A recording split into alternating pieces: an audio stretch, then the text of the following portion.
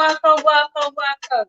Good to have everyone of you. Sexy K, Mommy T, the Shebas. Now, guys, Sexy K, good to have you, but I want to know. Sexy K, let me know. Have you settled down? You have. I am super happy for you, Sexy K. Oh, goodness. You don't know how I felt when I saw that video you uploaded, you and your family leaving. I'm so happy. I just felt like I'm the one leaving, honestly. Thank you. Congratulations. Congratulations, Escape. Mommy Sheila T was looking spicy as always. Do I have a choice? You can't be the spicy queen and not look good. Don't mind me. Thank you so much. Like I feel good whenever I have you guys here every day. And Sexy Kel, you have been missing out of this trip, and I know it's because of your relocation. Yeah, it's not easy, planning things and moving. It's not easy, so I totally understand. But it's really good to have you join us back. How my beautiful kitties doing? Hope you're fine. And your hobby? Mommy T, the she boss herself. Good to have you. And here we have Oyoyo's one, the one and only Oyoyo. It is not Oyoyo, it can never be like Oyoyo. That's beautiful, gorgeous queen, all the way from United States of America. So, Sexy K, right now you are watching me all the way from Ireland, right? If I'm not mistaken, Sexy K. Thanks so much for the guys. Don't forget to thumbs up. Okay, thumbs up and share out. Let's have more people from your community join the stream, because what we'll be discussing tonight is something that has been a menace in the society. It is something that has been affecting us negatively and painting us in a very bad light. Like, I know it happens all over the world, but back home where I come from, woo, they are taking the trophy on this very particular topic we'll be treating tonight. So yeah, so happy finally being on the stream. Yes, yes, finally. It's good to have you join the stream. Honestly, I have missed you, and that is the truth. Oh yeah, yes, world. One your mom. Hey, oh your name. Oh yo. My beautiful queen, thank you so much for joining tonight. I appreciate you. You all are so amazing. And Mommy T, the She-Bird. Hey, yeah, you finally straight all the way from Ireland. Oh my God. Babe, I just want to be like you right now. Like, I want to leave this place. I want to travel around the world. I want to tour around the world with my sweetheart. You know that?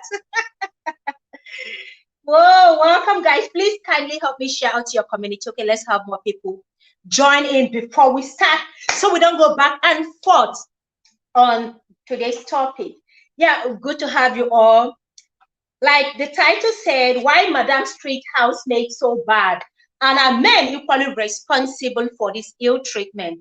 Because most oftentimes it is the women that are at the forefront of this whole thing. It is the women who are really taking the lead.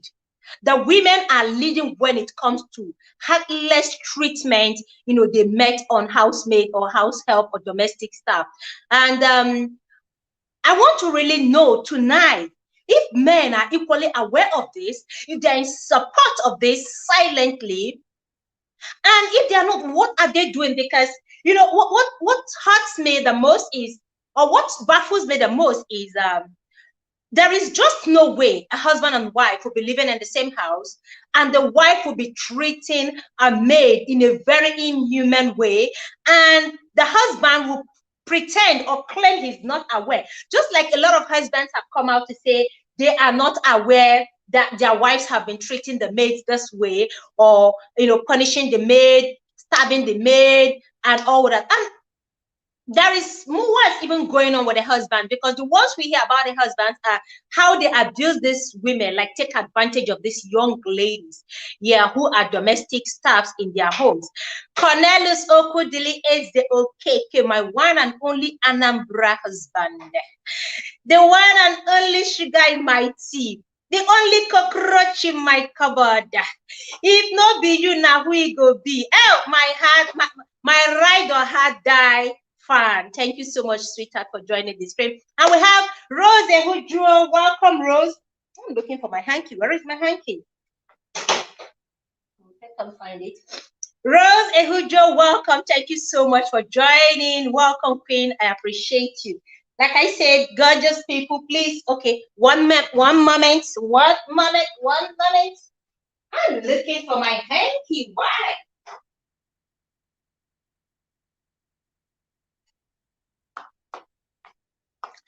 My one and amazing people, thank you so much for that thumbs up, that amazing thumbs up.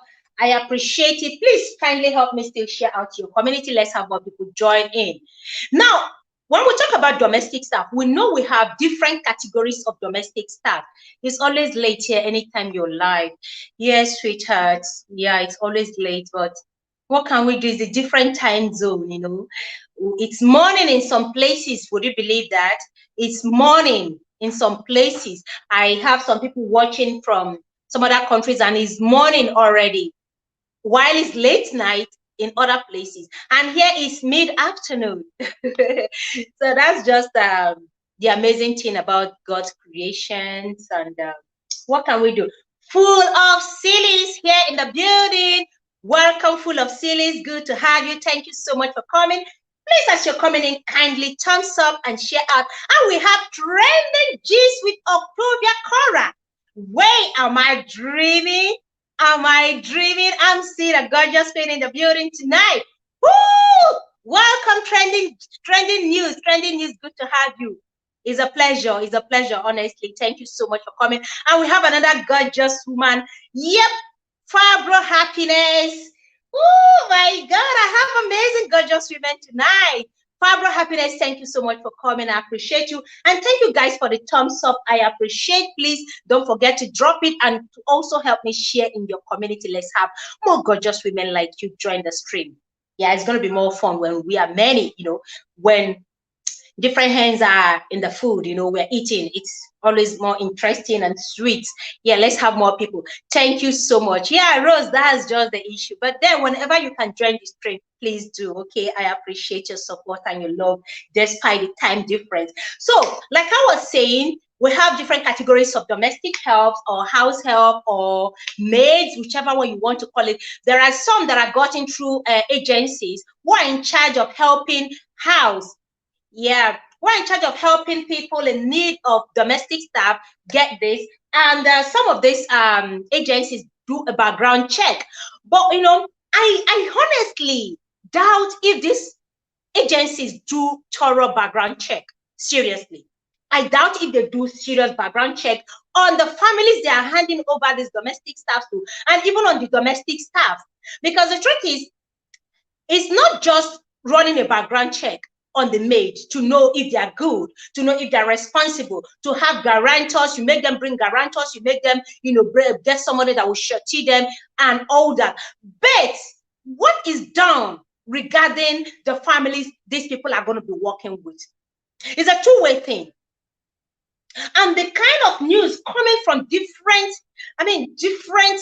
platforms on how madams treat their domestic staff is heartbreaking. Now, there was a video, a lot of videos, I can say countless numbers of videos, like a lot of videos littered all over the net on domestic staffs, housemaids or house help that are, ill-treated, that were treated in a very inhuman way. Like, I want to say it's like a glorified slave these days. Most people go as far as or go as low as getting underage girls for the fear of their husbands. They don't want their husband to come, they don't want their husband to have their eyes on the maid. Full of sillies, yeah, dropping the face, being a carer with cares. My God, just amazing thing. It's good to have you in the building. Thank you so much, Queen, for joining. I appreciate you. Your presence means so much to me. Thank you so much. Full of silly says, I hardly doubt there is a thorough background check on many people that are working unless there's children involved. Then maybe you may do extra background check for the child's safety. Yes, and I totally agree with you, because what we're seeing these days, I doubt if they do any background check. The background checks just on the shallow level they do is even on the maids themselves, not on the people that will be hiring, the employees of this maid, not on them. Hey, sweetest escape, my beautiful angel. Good to have you. Welcome, Queen. I appreciate you. Thank you so much for joining the stream. Yeah, guys, don't forget to thumbs up and share out to your community. Let's have more people join the stream tonight as we discuss. Like I said, this is not a one-man discussion. We're going to be discussing about this and looking at the inhuman treatment, the kind of things they do to these domestic staff, and even on the part of the domestic staff, because we cannot exonerate some of them. A lot of them are witches. Ooh, the kind of things these domestic staff do to the children of their employees, then even a witch will be scared. Believe me. Yeah, I am fine. Thank you so much, sweet escape. Now, like I said, they don't do background check enough on these people. There's one particular video that got me, and I have seen countless, countless tens of videos on the internet. Now, what particularly got me, and which is the reason why I decided to get this topic, tonight. A young lady, in the middle of the night, some actors were coming back. I know some of you must have seen the clip. We're coming back from location, and they met this poor girl, innocent girl, outside the gate of a very big mansion. She was seated by the gate, cold, in the middle of the night. The weather was extremely cold, very, very cold. And she was there at the corner, cuddled there, shivering. Exposed in Lagos, exposed to danger, exposed to ritualists, exposed to people who will take advantage of them. Then those actors were passing by and they saw, they stopped. And when they surprise kitchen, welcome, thank you so much. Full of city say, I've heard some concerning I've heard some concerning things with domestic staff, housemaids that haven't been thoroughly checked on the children. Okay, and the children are the ones to end up suffering. That's what I will definitely go there. I mean, I'm going to drop the link for whoever wants to come up and contribute to this, because we just have to create awareness. We must create awareness. Young girls are suffering. Children are being treated like slaves. Families are being ruined even from the part of the housemaids or the domestic staff. So it's something we need to create awareness. And the agencies need to hear our voice, because it's not just on the maids, on the employees and even the agencies who are in charge of, employing these maids and then sending them to these homes. So it cuts across these people and even the society at large. If you see evil, you speak it. You say it. You speak out.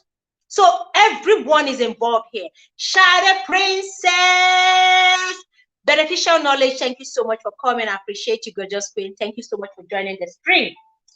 Yeah, like I was saying, now these actors came around and found this girl outside, exposed to danger. Like any kind of danger could have befallen this girl. They stopped by and they asked her, what are you doing outside in the middle of the night? What's going on here? Where is your house? And she pointed at the gate. They're locked on her face. Esther and Ella TV. No, you are not late. We are just starting. Ella, welcome. Thank you so much. And she said, this is where she lives, and she's a maid there. And I asked, so where is your madam? Where is your madam? And she said her madam is inside. What are you now doing outside? She said her madam sent her out. And your madam is sleeping. Where is your boss? He is inside. What of the children? They are all inside, sleeping in the comfort of the mansion, well covered, keeping warm, after having maybe a very healthy, delicious meal. While this girl, daughter of someone, probably in the village, farming and struggling to make ends meet, is outside, exposed to danger. They started banging at the gate. Why they kept banging at the gate? A man came out, the owner of the house, obviously. He came out and saw the girl, and they were asking him, so what, is this your house help? He said yes. What is she doing outside here? The man was confused, like he was shocked. According to him, he didn't even know that this girl has been outside. He thought she was inside already asleep. And he asked the girl, why are you outside? What are you doing? She said the madam sent her out. And they were asking the man, so are you saying you are not aware that your wife drove this girl out, and your wife has been treating this girl this way, and this is not the first night? Your wife has been stabbing her, beating her up, sending her to sleep outside, and you, the man of the house, you are ignorant of all this? He said, this is not the first time, quite all right, but tonight he was not aware of what happened. And sorry guys, I'll be reading your comment. I just want to finish telling you this. There should be employers' law and protection in place, as well as employees, so that there is no danger happening to either side. And I totally understand. I agree with you. Being a carer with care says some employers of domestic staff are the devil's advocate. Their hearts are somewhere else, not where it is supposed to be. 100% behind their back. That's where their hearts are.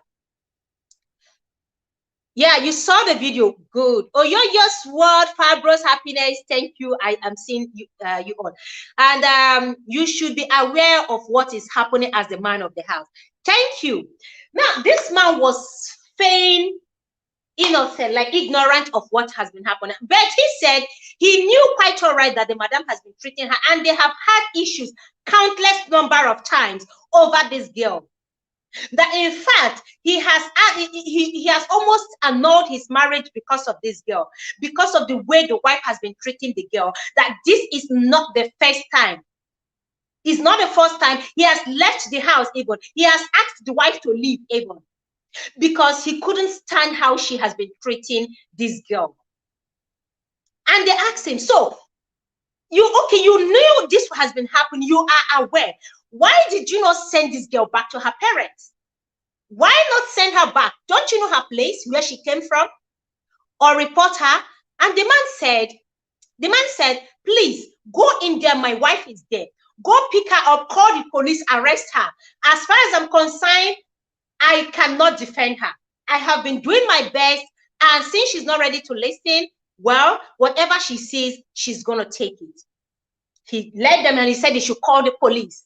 Yes, the man said they should call the police and get his wife arrested.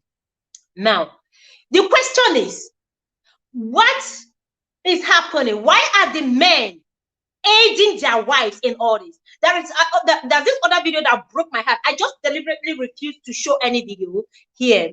Sweet Escape said the number one thing from a woman to the number one thing from a woman to treat another in any way is insecurity of oneself. Yeah, she's feeling, but some of these girls are underage. When I say underage, I mean 8, 6, 8, and 10. Now we'll be looking at what is the age limit before you bring in what age, from what age should maids be like employed? These little babies who are not even done suckling their mother's breast are being taken as house help. You see young kids who can't even bathe themselves properly, hawking on the street, starving. Some are sleeping on the street because they hardly get enough sleep at night.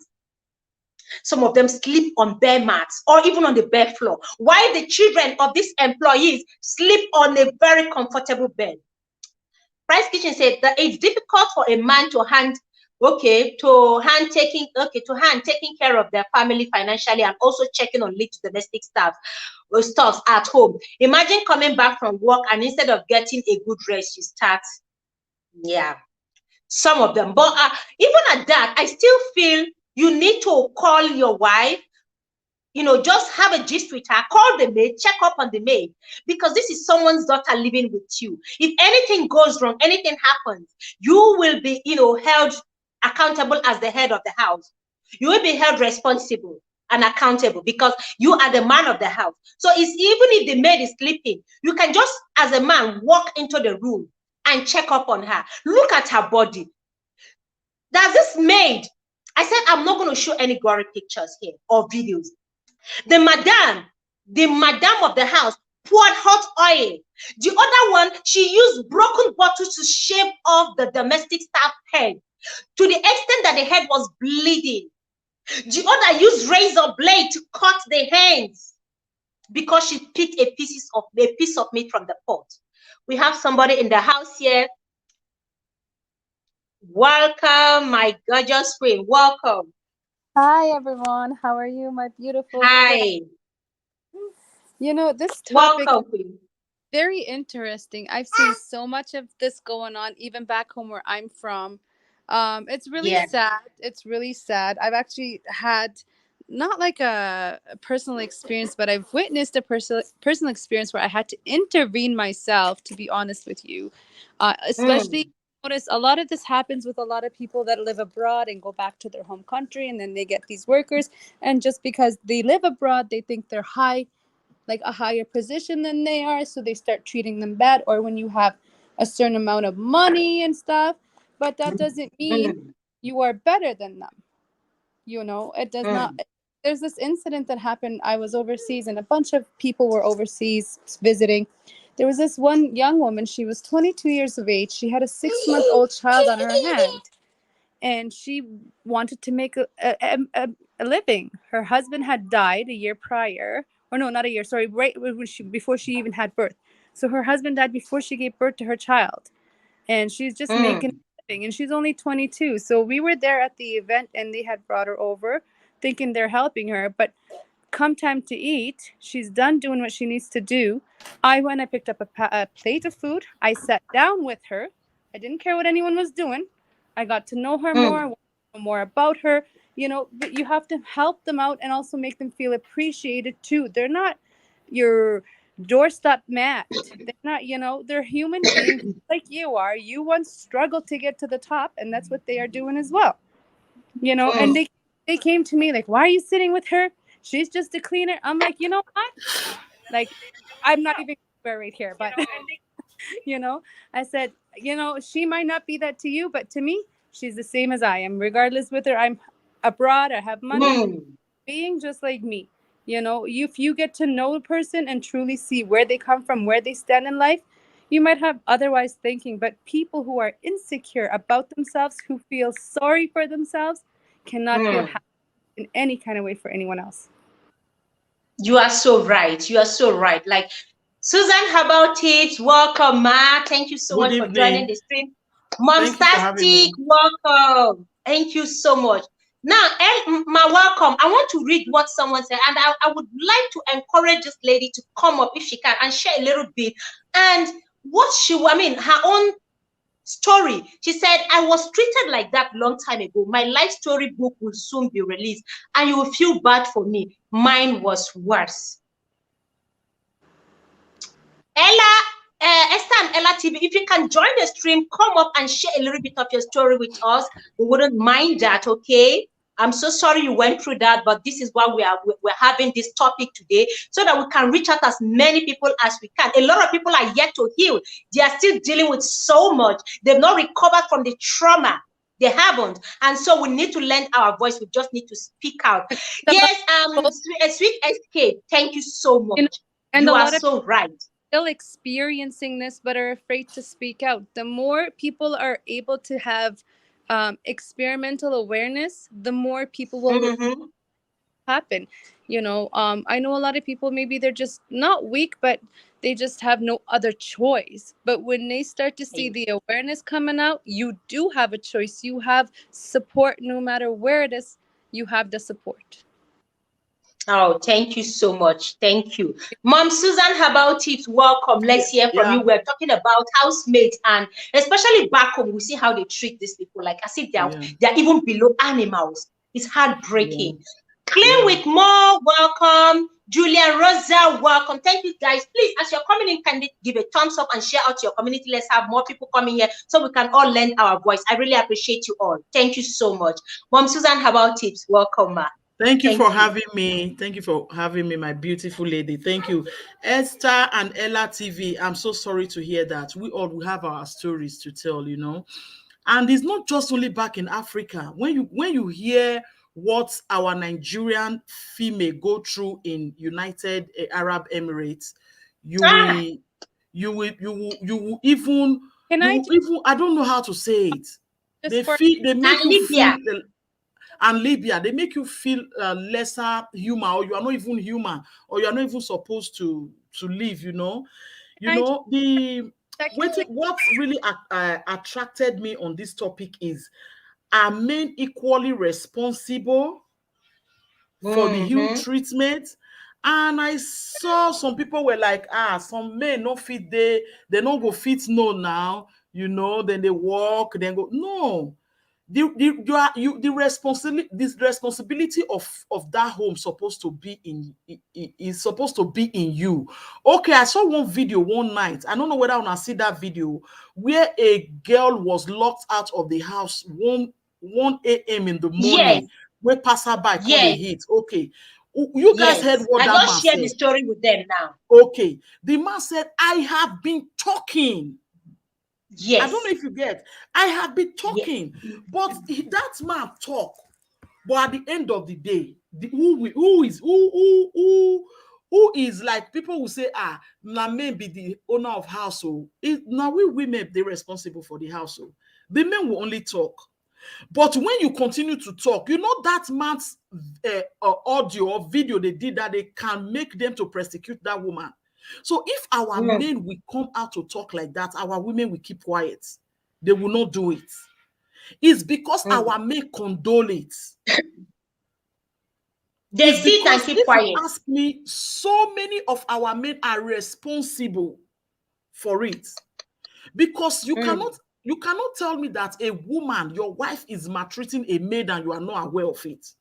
You mm, cannot tell me, even when you come back, even where the maid they lie, even when he's overworking, you, the husband, will, this girl has been working since morning. Let her go and rest. Even You with know, all show the that injuries, concern. the marks and the scars on the maid's Exactly. body. So the You, men you are say Monday the to men. Sunday, you are working, you don't see it. You said what? I said they will say Monday to Sunday, they don't see the maids, they Exactly. don't see You their understand? bodies. And even the mood of those maid, we even tell those men that maybe things are not going on well with this girl or this boy. You understand? So it's everywhere, and it's a very painful thing. This modern day slavery that they are still doing. I call it slavery. And most of the time Yes. it's because they cannot cater for their children. That's why they are using them as maid. Born the pikin where you go fit take care of. Born the pikin you fit take, because at the end of the day, some of them are just there because they want to go to school. Some of them are just there because of what they will put in their stomach. You understand? Even if you see our girls outside Nigeria, the way their bosses abuse them, their boss abused them sexually. There was one I saw, the lady was ironing when the man came to the room. So she just put the phone there and look at the way the man was dragging her up and down. But that is her body. That is her body. The man was doing it as if it's my own. As far as you are under my roof, I will do it whether you like it or not. I shed tears when I saw that video. This is modern day slavery. So the men are aware that this is what our wives are doing to us. And even some of the men, they will say they want to help the women. You will find out that they'll start sleeping with them. A lot of men don't die because of abortion, where oga go take them do behind doors. So a lot is happening. So for a man to come out and say he's not aware, I hardly believe that. I don't believe him. You know, I don't believe him at Because all. even some of the men take advantage of these little girls, Oh, that's what I'm innocent saying. little underage girls. They take advantage Yes, of them. yes, exactly. Exactly. And when they take advantage of them, you now see their wife will still come out and say, you want to snatch my husband from me. Husband snatcher, you are the one seducing my husband. They will still put the blame on the maid. You know? So things are Price happening. Kitchen. Yeah. Welcome, Price Kitchen. Thank you Thank you so so much. much. Thank you so much. And Mary Fierce Fitness. Welcome. Thank you so much. And who else joined here? Please, I'm not ignoring in case I didn't call your name. Please pardon me. I must have missed your name, okay? But welcome, everyone. Clean with Mo. I'm happy you got connected with me. Thank you so much. Yeah, Price Kitchen. Let's hear you. So actually it's a very important conversation we are having here. And one thing you people fail to point out is the fact that this does not only happen with mates. It also happens with family. Like sometimes you go and get your niece or nephews, and let me say, staying with your nieces or nephews, and you're giving them partial treatment because they are not your biological children. It also happens to there are situations like that. I have witnessed Yes. many. Yeah, and it's really, really, really, really sad. And also, most often, like back home, the jobs that most men do really keeps them away from their home, so much so that there are things that they might not be aware of. And women are in charge of their home. So sometimes I will not blame the men so much, because they are, some of them, like a greater percentage of men do work out of the town, and you don't expect a man to be out of the town, let me say, for a week and knows exactly what is happening at home. So I But think in Price Kitchen, in this situation, let's say if the man is away from home for a week, for instance, and comes back home, I mean, if a maid is being starved, you know when this girl came into the house, she was not that skinny and hungry looking. She doesn't have all those bruises on her body. Every responsible man, this is why we're not going to exonerate men, whether they are working or not. Every responsible man, so long as you look at your children, You call your children and you look at them, you see their body, you know how your children are well fed. You should be equally responsible for someone else's child under your care, even if the person is the maid. Yeah, Odinaya, it's true. But sometimes when a man, like when a guy in the house try to check too much, the mother will start suspecting, like, maybe you're having something with this girl. That's why you want to check on her so much. We watch those things in Nigerian movies. So Yeah. Yeah. You know, the one that hurts me the most are children taken by aunties and uncles in the name of helping them further their education. They want to give them good life. Oh, come, okay, maybe they become orphaned, or maybe the mother died or the father passed on, and then they say, oh, I will send you to school. They go to the village and pick these children and say, I want to send you to school. I want to send you to learn a trade so your life can be better, so that you can help your parents back home. And they bring these people to the city only to turn them into slaves, not even help. Not even, I mean, the same blood, your own nephew, your own niece. Where is the humanity in you as a woman? Where is the humanity in you as a man?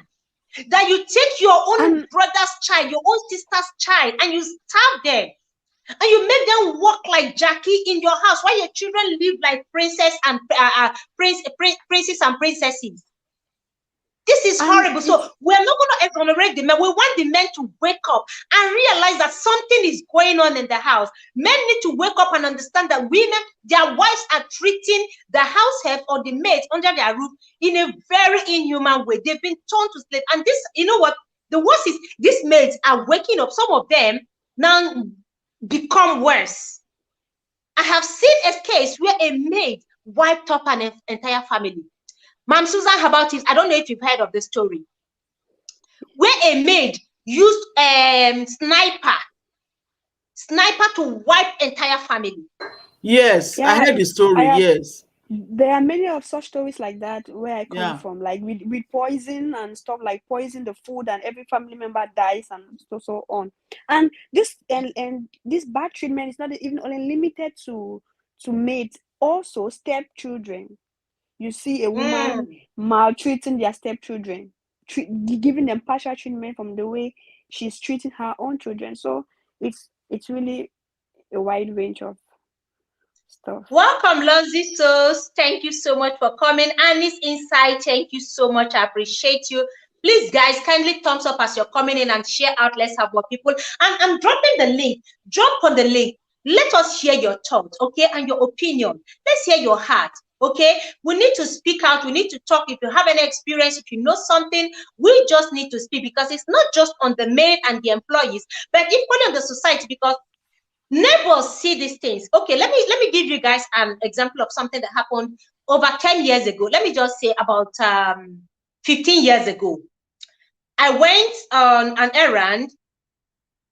Okay, Ella says, I went to 3 different people's house to do maid, but the last one almost killed me. Even up till now that I am grown up, I still have marks on my body.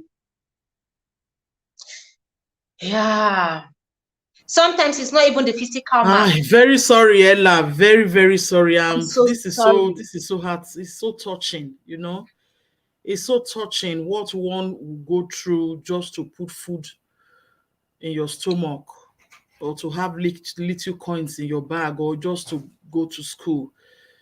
This is so heartbreaking. I went to 3 different people's house to do maid, but the last one almost killed me.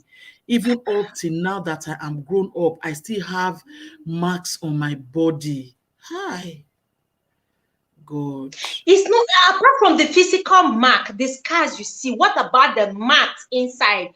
Welcome, Anemuza. Welcome. Thank you so much, Ma, for coming. I appreciate you. Yes, thank you so much. Melfias Fitness, thank you so much. Welcome, everyone. Now, it's not just the physical mark and the scars, Ma'am Susan, about it. It's not just that. The mark left. Their soul has been scarred. Their heart has been scarred. It's going to be difficult to get over this trauma unless with therapy. Some will need therapy. Like Ella now, she might need therapy. She might need a counsel, somebody to just help her heal inside. Because this thing is traumatizing. It's something that can remain with one for the rest of their life. For the rest of their life, they remain with this scar, hating, you know. And when you see some people, you don't know they are broken inside due to the experience they've had while growing up as a child, due to the inhuman way they were treated by grown adults who should look after children. Some of these maids, it's no fault of theirs that they found themselves in this situation. It's no fault of theirs that they have to leave their parents' house to go be with another person. Every child wants to grow up with their parent. Every mother wants to raise her children. So it's no fault of these people. And I wish I can reach out to as many people as I can and give them a hug and say, look, we are with you and we totally understand your pain. We totally understand what you went through as a child. I wish there will be agencies to help people heal through this trauma. I have someone at the door. This is really a very touching thing for me. And I've seen enough of it to just want to talk about it. Welcome, Oyoyo's World. Thank you, host. Thank you for having me. Hi, Susan, and greetings to everybody in the chat room. Thank you so much. Oyoyo World, you're welcome, ma. You're welcome. Thank you, sis. So, host, welcome. I want to make a quick one because I'll be on the road in the next few minutes. Okay.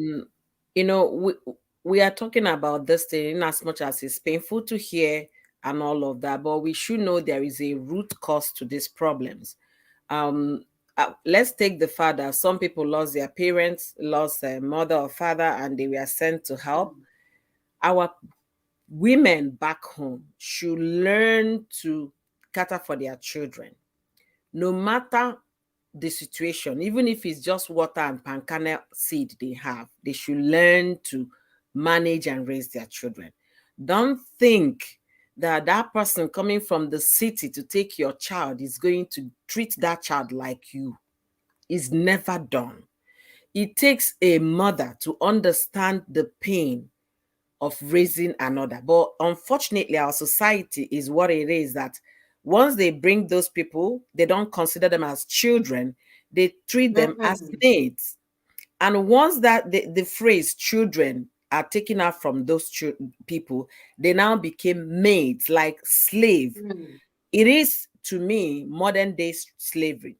So for our women back in the village, giving birth to 8 children, to 7 children that you know you can be able to take care of, let us start from there. If it's family planning, they should learn. They should learn family planning to avoid getting pregnant and all of that. That would be, you know, helping it, at least stopping it from the root. And then for some situations, you understand, for some situations, somebody will come and tell me, after all, the woman couldn't raise. So I am also a product of a widow that raised me. My mother is a widow. My father died when I would say I'm a toddler. I was a toddler when my father died. And we know what it is to be a toddler. So I was less than 3 years old when my father died. My little brother was still being carried as a baby. Okay. And my mother has 8 children. Okay. So she made it a point of duty to raise her children by herself. Somebody will say, yeah, her husband left something behind. Left what? Once a man dies, if it's a sole business, sole proprietorship business, once the person heading that business dies, that business, if nobody picks up from it, the business will continue to go down. We should be able to know that. But let's forget about all of those. The ability for you to say, no matter what, even if it's ordinary water and pancana, me and these children of mine will eat. Let's struggle to it. Struggle but through it. But Oyoyo, is it even easy? How many mothers can stand watching their children starve and they can't do anything about it? When they have sisters or brothers in the city who are living well, who could, help. If it's not wickedness, this is not supposed to be this way. It shouldn't be like this. It depends on sisters and uncles. It depends on the relationship that mother has with those sisters and uncle. Let us not forget, Nigeria is a society whereby I pass my neighbor is the order of the day. Once you're richer than the next person, you have taken the form of, intimidation kind of way. You are imposing things on the person. You don't have the leverage to be on the same level to speak at the same time. You don't, because the person with the money is where the society will be giving respect to. Whether the person is being wicked, so far he gives society money, nobody talks about the wicked nature of man. So what I'm saying is, if anybody find him or herself in such situation, the child in question should have a say. Mama, I don't want to stay in this house anymore. They are not treating me like the way you used to treat me. Even if it's a aki and okwa pankanel that we see, let's eat it together. Let's struggle it together. See, when I was about to get into do my common entrance, they said, okay, I'm a very smart child, blah, blah, that they want to send me to my auntie's place so that I can attend Federal Government College, Benin. Okay, my auntie was teaching at Federal Government College at the time. So I went with my auntie's aid. Do you know I only lasted 1 month in that house? 1 month. I will be around 11 or 10, 11, 12, right? I lasted 1 month. My auntie's brother came, you understand, and I say, I know you're not happy here. I say, yes, uncle, I'm not happy. He said, okay, you know what?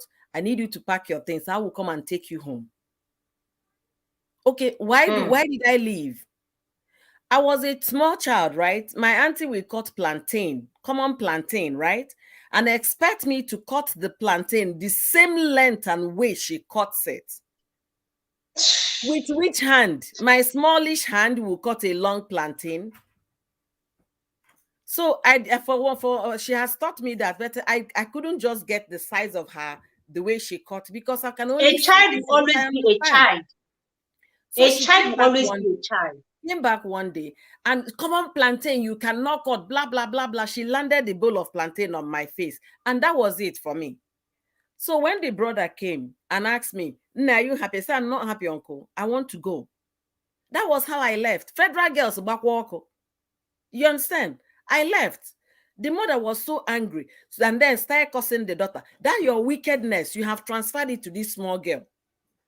That your wickedness. Then the sister was against the woman. They know very well that their sister is a very difficult human being. Extremely difficult. The brother will come to the house during the time the sister is not home. And then because he knows that there must be food in the house. So he will now come. If he what do you guys have in the kitchen? He will open the fridge and then say, okay, what soup is this? Well, I will warm the food. You know, the way I was raised, that families, everything. I will warm the soup and serve the brother, not my own brother. His brother that is also married and have children in his home. But because he came to look to check on us, then the sister will come back and start cursing the brother for coming to eat his food. Is it my problem? Is your brother? So you people should sort your problem, right? But I got in between why I should let the brother come and eat. I said, auntie, should I tell him not to eat? It became a problem. So at that point, I know, no, I can't stay here. And at all, I can't stay here. I want to go. And I left. That's what I'm saying. Any child in question should have that opportunity to voice her opinion.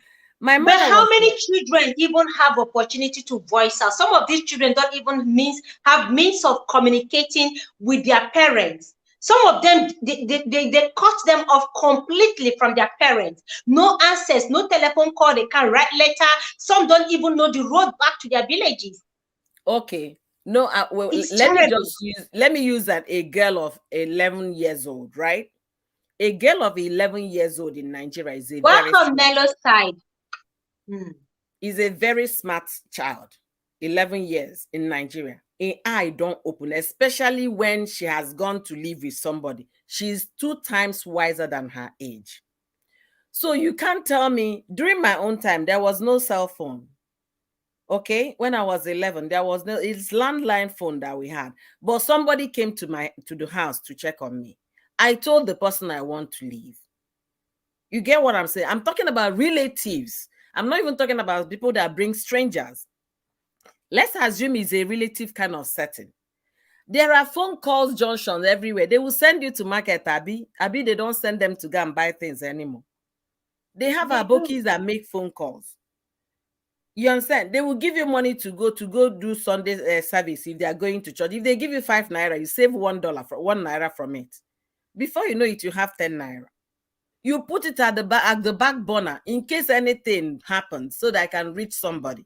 And while the girl was leaving home, most of them, their parents will give them, even if it's 50 naira, to hold. Those kind of things. The thing is that we should create awareness for people, even the maid, to know they have option. Because when you throw it as if they don't have option, it seems as if that's the end of it for them. Because some don't really have options. Some don't really have options. I have a lady in my village, right? She has no job in the village, and she's a lazy woman because she can't even farm. You know, people in the village, at least they have energy to farm. This girl is a lazy woman. She cannot farm. Her husband goes to tap palm wine and then cut palm seed for people. They will pay them. So you can understand the level of poverty, right? So this lady, because the husband has brothers and auntie and sisters overseas, she was expecting the siblings of the brother to raise her children. They were having kids every year. Before we said Jack Robinson, they have 7 children. And then my mother will ask her, "Nne, ikanamu?" I said, "Mommy," and she will get pregnant again. I think she ended up having another 8 or 9 children. And God. That's how they were giving them away, one after the other. So if people can understand, there is what they call family planning. If you have 4, is enough. Stop having children and expecting your relatives to come and raise them for you. They also have their own family. They have their own children to cater for. And for those that have a specialty in our girl will go and do house, there are those that is their job. They are paid for doing those jobs. You understand? Some mothers send their children deliberately so that they get paid on behalf of the children, on behalf of these girls. Yeah, I totally agree. The one I got for my mother, okay, I got the lady for my mother. She's 18 because I said that we don't want anyone. My mother will be sitting again. She just finished secondary school, so she wanted to make some money before she gets back to any higher education. So she's 18. And my sister-in-law that helped me to secure her was okay that she's going to arrange how the payment will be going. Do you know this girl's parent got my number? I never gave them my number. I guess it's their daughter that gave them my number and called me all the way from Nigeria and gave me an account number that is their own account so that they'll be remitting the money straight to them. This is the problem. While the innocent child will be working, relatives back home will be cashing out.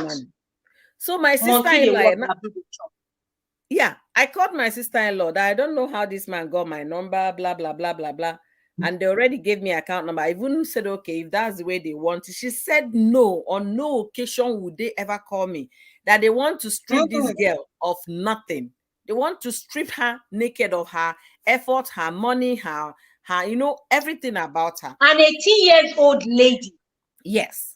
So my sister-in-law said it's not happening, and then took her own phone and called the girl's parents and gave them a stern warning that your daughter is no longer a child. She's going to open an account by herself and her money goes to her account.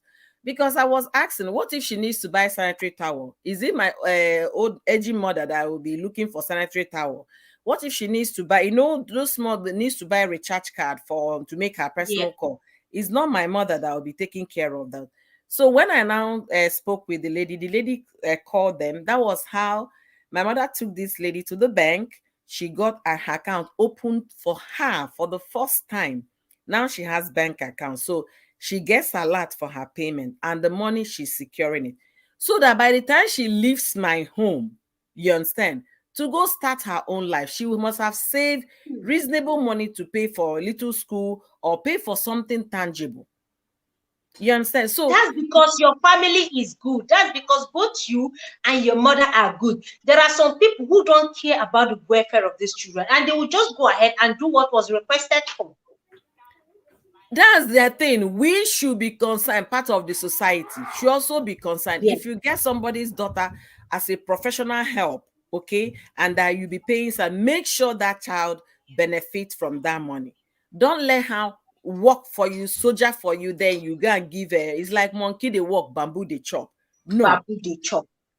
it You shouldn't know, be. so some years ago, Oyoyo, some years ago, like I was saying before, about 15 years, hey, finally she showed her face after finishing something behind. Better start telling us what you did behind. Start telling us now. Your mic is muted. You guys don't even know what I'm doing here. So allow me to finish what I'm doing. I will come. Are you still on it? Maybe you're there on top. Hey! On top my live stream, they are collecting. They are collecting on top my live stream. Maybe Susan there on top. Oh, just a smile. It's not. I want to hear you to talk. I want to hear you to talk. She's smiling on something with a sweet her down below. She's not smiling at us. So.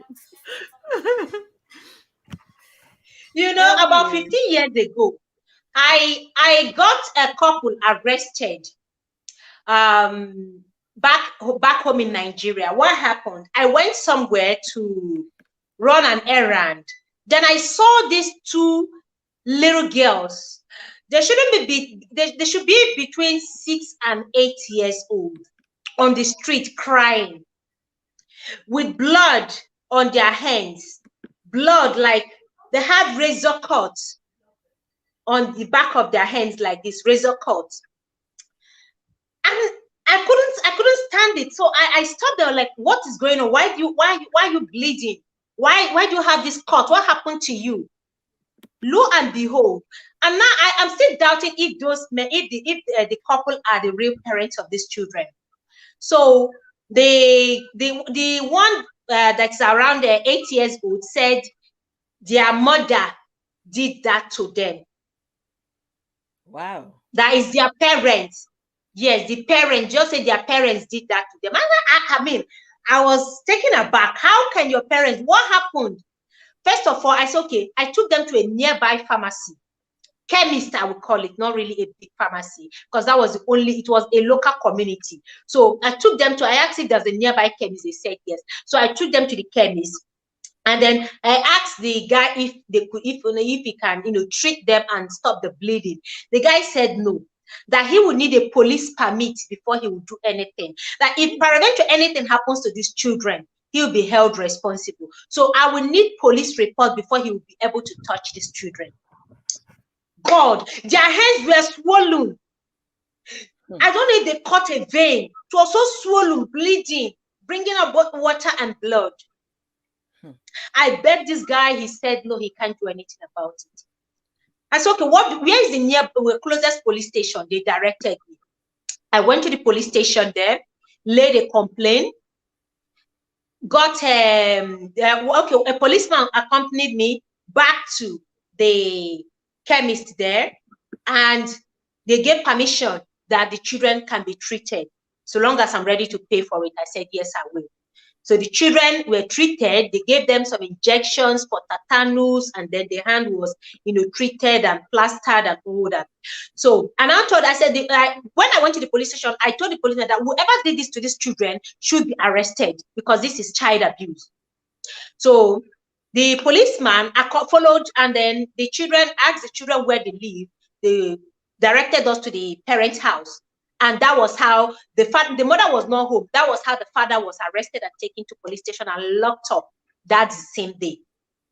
Now, what was the crime of these children? I don't even know if they are the real parents. What was their crime? The man said they stole sweet from the kiosk where they sell things.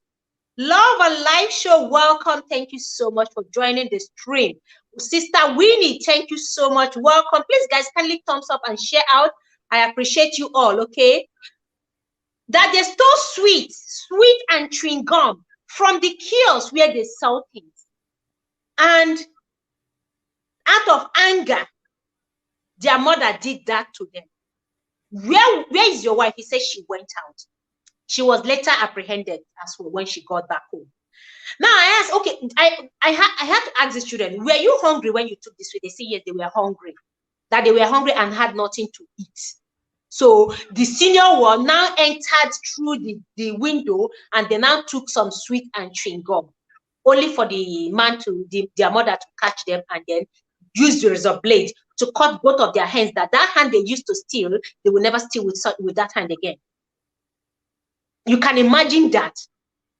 I doubt if these children belong to them, because I don't think any sane parent would do that.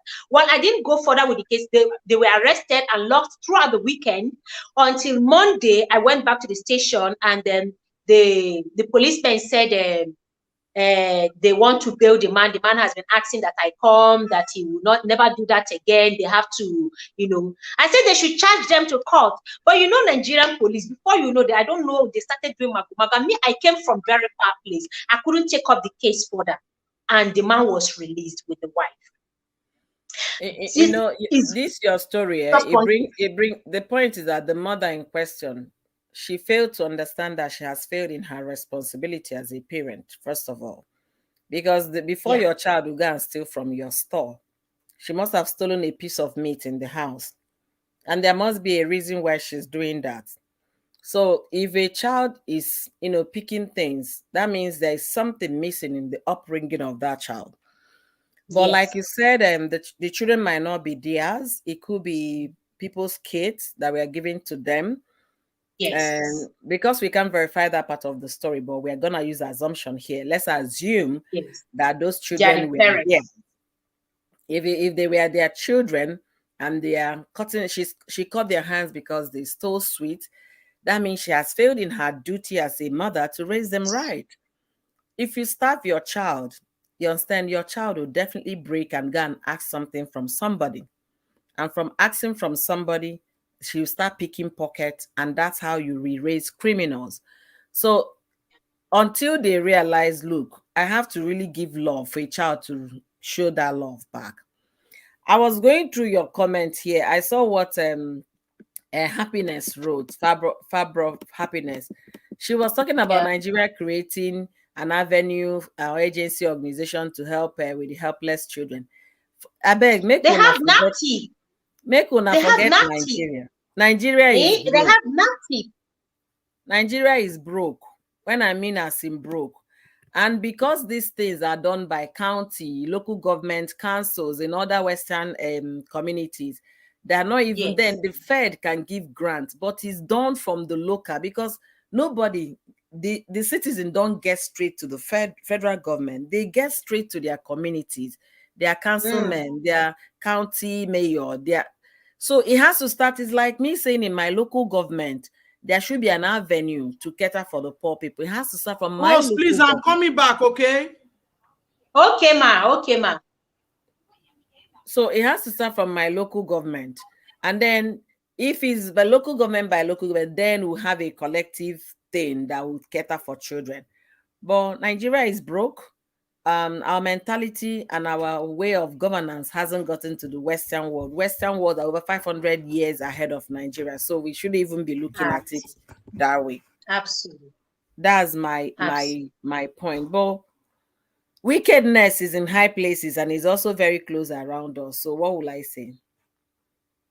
And this is why even we as people, citizens, if we see evil, we need to speak out.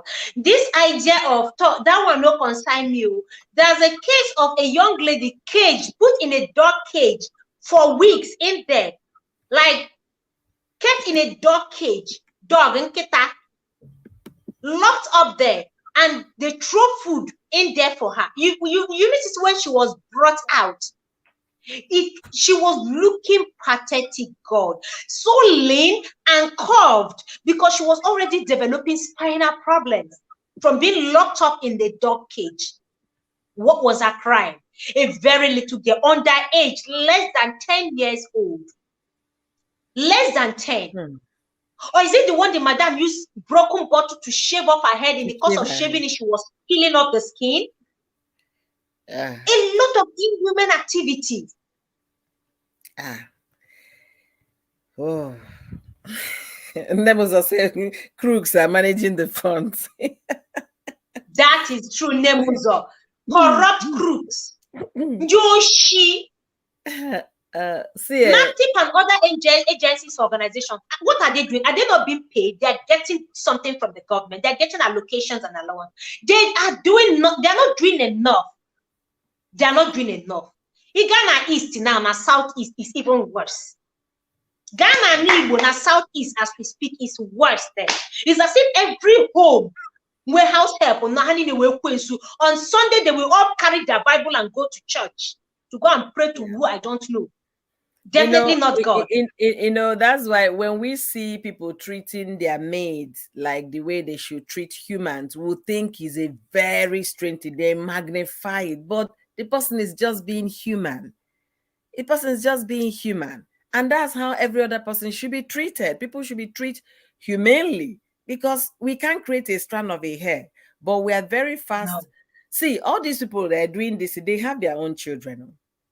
They have their own children. And they went to labor room. You understand? They went to labor room. They know the pain of having a child.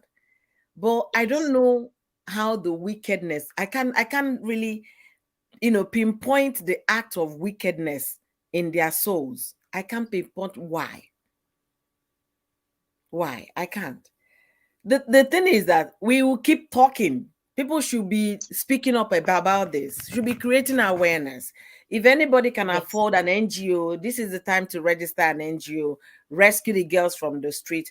Okay, there is something I read yesterday. How about a woman that went and chopped off the husband's odogun because she felt, that's the latest, so it was yesterday or 2 days ago, that because she suspected the husband cheating, the man was sleeping, she cut off the odogun. Hey, I know you're speechless. Just yesterday. Right? It happened either yesterday was Saturday. It happened either Saturday morning or Friday evening in Nigeria. It's on Linda. Because the one I heard was the one that poured hot water on the odogu while he was asleep. Hot water is old. This one is latest. It happened. Yes. Cut off. So the man was rushed to the hospital. I don't know if they did a follow-up, if the man survived or not. I don't know. Because of what? Allegation of cheating, right? So I now ask myself, why should human beings be this wicked? You get what I'm saying? Why would human being be this weak? If you're tired, pack your car and go. It's as simple as ABC. Pack your car and go.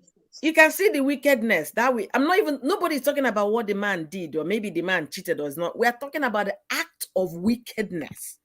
That's a crime on his own. Look at what he did. She planned it. The man was sleeping. There is a serious motive behind it. Then these women that will use a bottle to shave somebody's child's hair because the child lost 50 naira or because the child took a meat from the plate. Do you ask the child to sleep outside till daybreak under the cold? There was one, my mother was talking to a young woman. She's very educated. She has a good paying job. My mother was giving her education. She said, no, my mother, the maid's food is cooked differently. Okay, you cook the maid's food differently from the one the rest of the house eats. My mother said, why? She said, that's how my mother was doing it. So the maid's food is cooked differently. My mother said, have you thought of if this maid, because she knows her food is different from everybody's food, she can pour pea in your pot of soup. Have you thought about it? She can put tosa in the pot of soup. Have you thought about it? She said, no, Mama, that she never thought about it. I said, okay, why in this world would you have a separate pot to cook your maid's food so that you put small crayfish, you put no meat or no fish? Why? Crayfish or welcome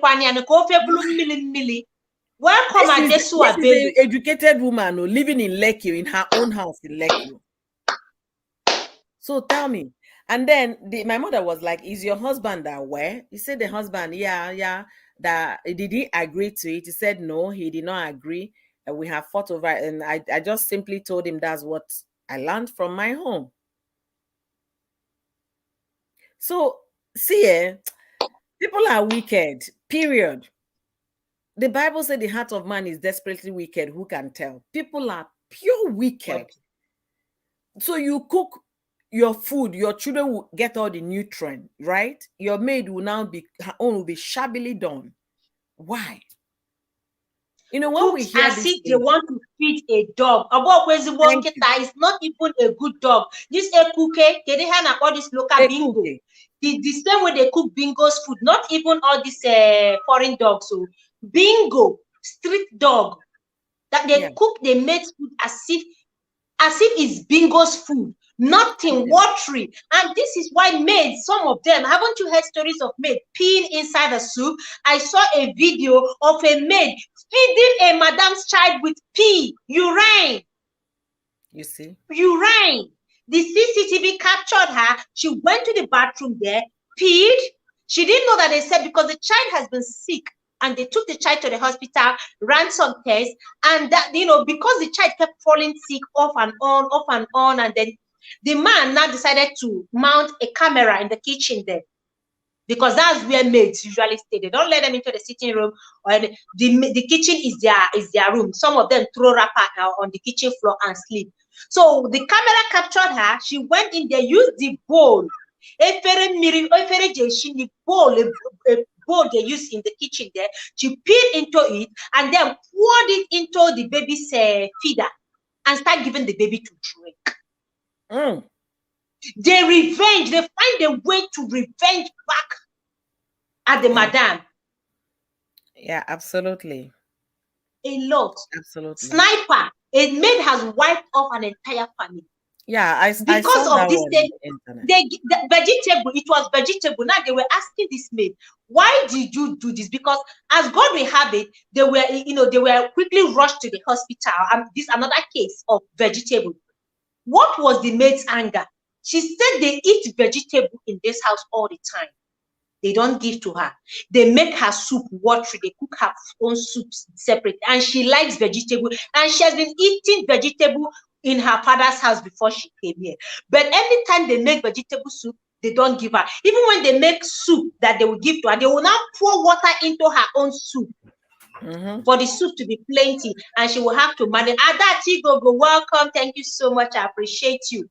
Then they will now pour water. Because of vegetable, she was a Yoruba girl. She was speaking Yoruba, and they interpreted it. Efo. She said they eat efo without giving to her, and she likes efo, and she has been eating efo because Yorubas, they eat efo well. They eat efo very well. So because of that, she poured sniper into the efo, into the vegetable for them to eat and die. But as God will have it, they were saved. This family didn't die. Family of 4. I mean, 4 children, father and mother, that is 6, minus the family of other 7 that was wiped completely. Because of vegetable soup. So why can't you just try with all that is happening? Why is this so difficult for people to treat another fellow human beings like a human that they are? Must they be treated like animals because they are maid or house help? And this is not going to stop. It's never going to stop, because the more the employees are doing, the more these maids and the helps will revenge. They are learning, they are wising up. They hear things. Yeah, and every little thing, I think our people link it back to religion. You understand? They will link it back to something. They will say something about the maid. They are witch. They are this. They are that. They are that. The thing is, if you show me love, I will give you love in return. That's natural love things. If you show me wickedness, and I have love in my heart, and you keep showing me wicked, you keep showing me, one day that devil in me will wake up. And once he wakes up, that is it. I've changed habit. I've changed the way I reason. So people should understand it in that angle. If you treat somebody, there is this thing. My cousin, when I was in the university, she was married. She was living next compound to my own sister. They realized that they live in the same area, and they were actually neighbors, just a house away in Lagos at the time. So I will come and visit my sister. They're always there. They were raising children at the time. They were not even working. So if you see the way this girl treats her maids, that my cousin, you would think it's her younger sister. Then there are maids even on YouTube. There are some YouTubers showcasing their maids and how they treat their maids. Mm-hmm. Forget about the YouTube things you said, because YouTube is what we want to show you that we show you. So this girl, this lady, we now ask our cousin why does she treat that? She treats her so nicely. She said, in case if you marry tomorrow, this is a thing you need to learn. You know, these girls you're bringing here as maids, some of them are here to come to take your husband. Some are here to kill your children. Some are here to do what? To even poison your progress. So if you know how to capture their hearts, love them 10 times more. When you love them 10 times more, if it's a big girl already, you say, your face, so I'm going to buy powder. This powder will fit you. You give her powder. You give her eye pencil. You dress her well. You buy things from your own pocket, not her salary. That is the only way. They will have no other option than to return the love back. Because my auntie, she doesn't play with me at all. If she wears jeans outside, who buy this one? Now my auntie. Who buy this one? Now my auntie. There is no way that I say, she said, no wonder your babies are always carrying your children. Hey, run. Or say, you have to buy them and buy their conscience and buy everything. Yes. That they will return with love. And that does not mean you will not correct them when they do bad things. But they already know my auntie has good intentions towards me. I have a good bed where I sleep. I don't sleep in the kitchen floor with a wrapper. No. Once you start loving them back, they are human. They will love you back. But if you bring them today to the city, and then everybody, you say, this is a children's room, this is my bedroom, husband's room, kitchen, living room, you introduce every day. She doesn't say, madam, where I go sleep? You say, okay, you'll be sleeping in the kitchen. That girl is registering it. Yes. She's registering it. She's already forming an opinion and her attitude towards you. So, madams, whoever that is hearing our voice should learn. Treat them nicely. They will return love back. I'm not saying there are some people there are some that are still extremely wicked. But if you show them love wins all the time. You can't tell me that hate is stronger than love. No, love is stronger than hate. Thank you. It is. Oyoyo, there is a woman, a lady, this one I know, when she was getting married, her madam, she has stayed with them from when she said, is it 10 years? She stayed there. She went to secondary school, went to higher institution, and got married from that family. The day she was getting married, the madam was crying. The madam was crying on her wedding. She was crying. And this girl was just saying, you need to see the bond between the two of them. Yeah. The madam stood in as the mother. She said it's the madam that is her mother. It's the madam that made her wish. She learned handwork, still went to her institution, courtesy of the madam. So she's not leaving the house.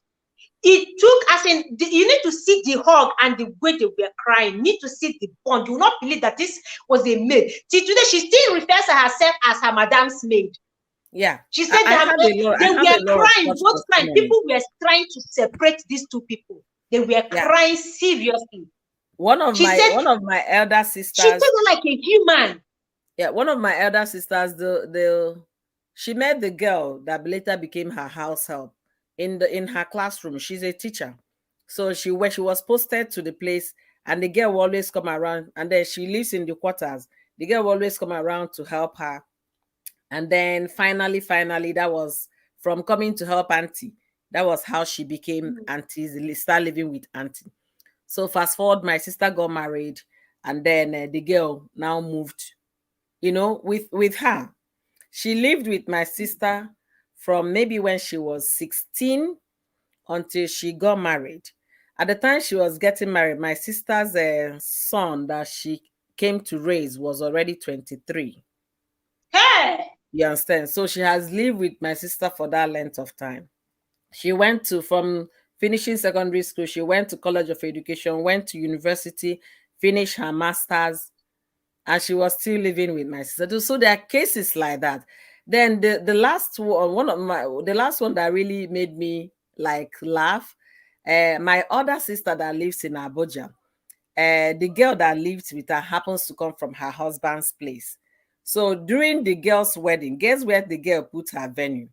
In her uncle's village, so that she can be dressed in her madam's house to the church. Oh God.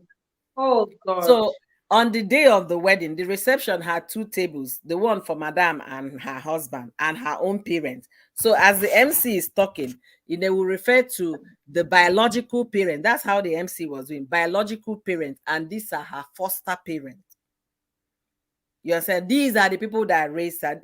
She was supposed to be finishing this year, but because of ASU, she's not graduated yet. But she's already married, living in Abuja with her husband and all of that. So Edu, the girl, the way she do mad, you understand? Yeah, the way you see do because my sister doesn't have a daughter; she has 3 sons. So that's the feel of her having a daughter. Having a daughter. You understand? That's the feel.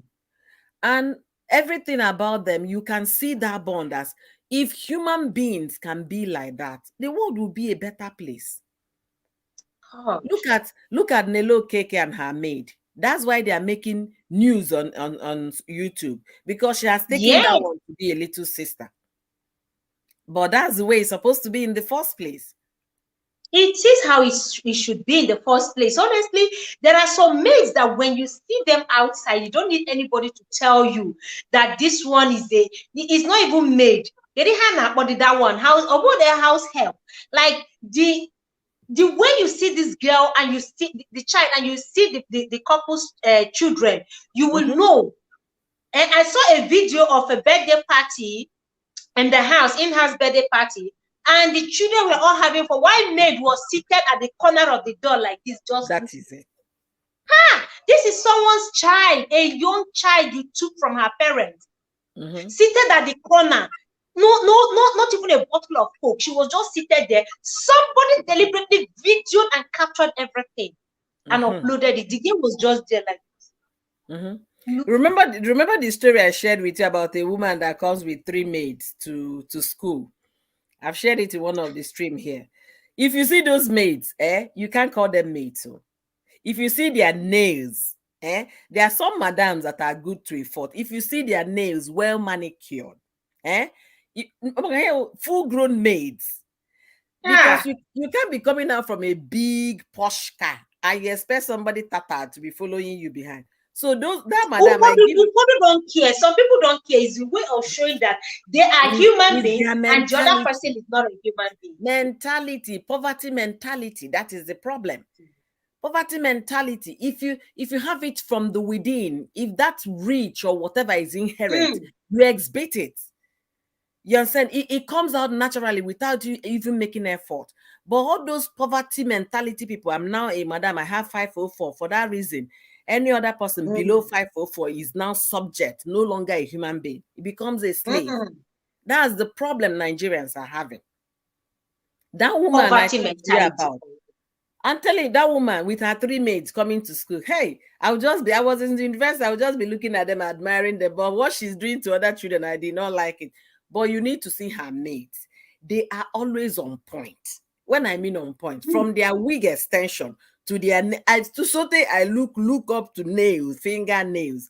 I say, when people see your maid, they should be able to praise you and say, madam, you're a good woman. Because from the way you treat your maid, people now know the kind of heart you have. Pateyaba, welcome. Thank you so much. Lumsy Vlog, welcome. Thank you, Queen. Please, guys, there's a link there, okay? Click on it, jump on this. Let's break awareness. Let's learn the voice. Let's give our own opinion. Click on this link and jump on it, okay? You know, when people see, they say, is this your house help? You say, yeah, she's my girl. So we'll not even call her house help. They'll say, yes, she's my girl. She's my girl. Wow, you are taking good care of her. You know what I'm thinking, If those madams, if only they will understand that their maids is a reflection of who they are, they will change. Thank you. If only they understand. Have you seen a woman dressed from head to toe, and then the maid will wear bedroom slippers and be following them around? Haven't you seen those? And you get bedroom slippers is even trying. They go bare feet. They go bare with oversized. They are not this Mary Amaka. This oversized must still be oversized okreka. So to that show that, and must you even chop off her hair? Must you cut her hair to look up to show that no woman just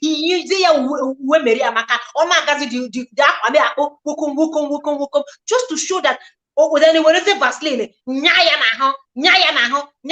everybody that this one is a maid. Eh? Look at what Pat is saying. That's a maid, even if you're good to them, they will still show you pepper. Versus and vice versa. They will still show you pepper. Hey, see Limsey. Hey, hallelujah. Finally, I need to do Thanksgiving. For seeing this woman here today, I'll go and do Thanksgiving. I'm a white ebony, white ram, unblemished one. You get no spots, no distance. Let the smoke ascend to heaven. I'm making this offering. Oh Lord, accept it. Accept the Sister Blessing Kitchen. Welcome. Thank you so much. Lamsey, good to have you here. Thank you very much. You guys are doing amazing. I'm telling you guys, you're doing amazing. Network has been so bad, so I couldn't jump right in, but I'm here. I'm thanking God for that. And this topic is a very hot one. Let me just sit and listen because I've not heard a lot of things. So let me just sit and listen and, be able to put in one or two. Thank you. Thank you. Welcome. Thank you, Pat, you better mind yourself. You go collect the reference to Pat. Pat, jump in here. Jump in here. Pat should Very jump in. Pat. Pat has so much she has seen because Pat is someone that works in the media. She has seen. Pat, if I catch you there, you don't click on this link and I catch you, receive deliverance. Come up here, Pat. Come up, Pat. You will receive deliverance this night. I want the sincerely. I can't get those maids off my eyes. Remember this thing, the boy in question we are talking about. The boy is now 21. Okay, and I met those madam and her maid when the boy was about 3 years old. Okay, so let's say for the past 18 years, but I still remember that madam and her maid. So you can imagine if that had that much impression in me, how much more the society. She's a very comfortable woman, and her maids are looking it. They're not looking like maids. If not that they call her madam, there is no way I would have believed they're maids. She fixes their hair nicely. Their nails are well kept. You get what I'm saying? So they let them know that their maids are the reflection of who they are, or the kind of heart they have, or the kind of treatment they give to those maids. Pat said you can even show some of those maids good. They will show you pepper. Yeah, there are exceptions to every general rule. But we are not talking about the majority. The majority that is carrying the vote is the way madams treat their maids. So the exception might be a few percent, you understand? But how about the rest? I have seen 90%. Salito Salina, welcome. Thank you so much. Nemuzo say Pat is busy. Yes, just like Susan about tips. You see all these women, they are too spoiled. I go they stream, they go they backdoor, they do something else. I don't even know how to all these women. May God help us. Pat, please jump on this link. Can you get up from that cucumber and jump on this stream? Salina, welcome. Oh, you just what you see. Another thing is, we seeing things like this, we need to speak out. If you see a madam, if we hear that one, there's this adage in my place that says, "Akamagbo chukumo salima kakito bijo." If okenye follow, okenye fuajife puo ona azondo okenye. Mana okenye fu ife gwa nwata anụrụ ife okenye gwara ya na-egbu nwata. You understand? So we in the society that sees some of this ill treatment, as a neighbor, what have you done to help that innocent child suffering? As a neighbor, what have you done to save someone's child? As a neighbor, have you tried to call on the authority? As a neighbor, have you tried questioning the madam? As a neighbor, have you tried calling the oga to say this is what is happening whenever you're not around?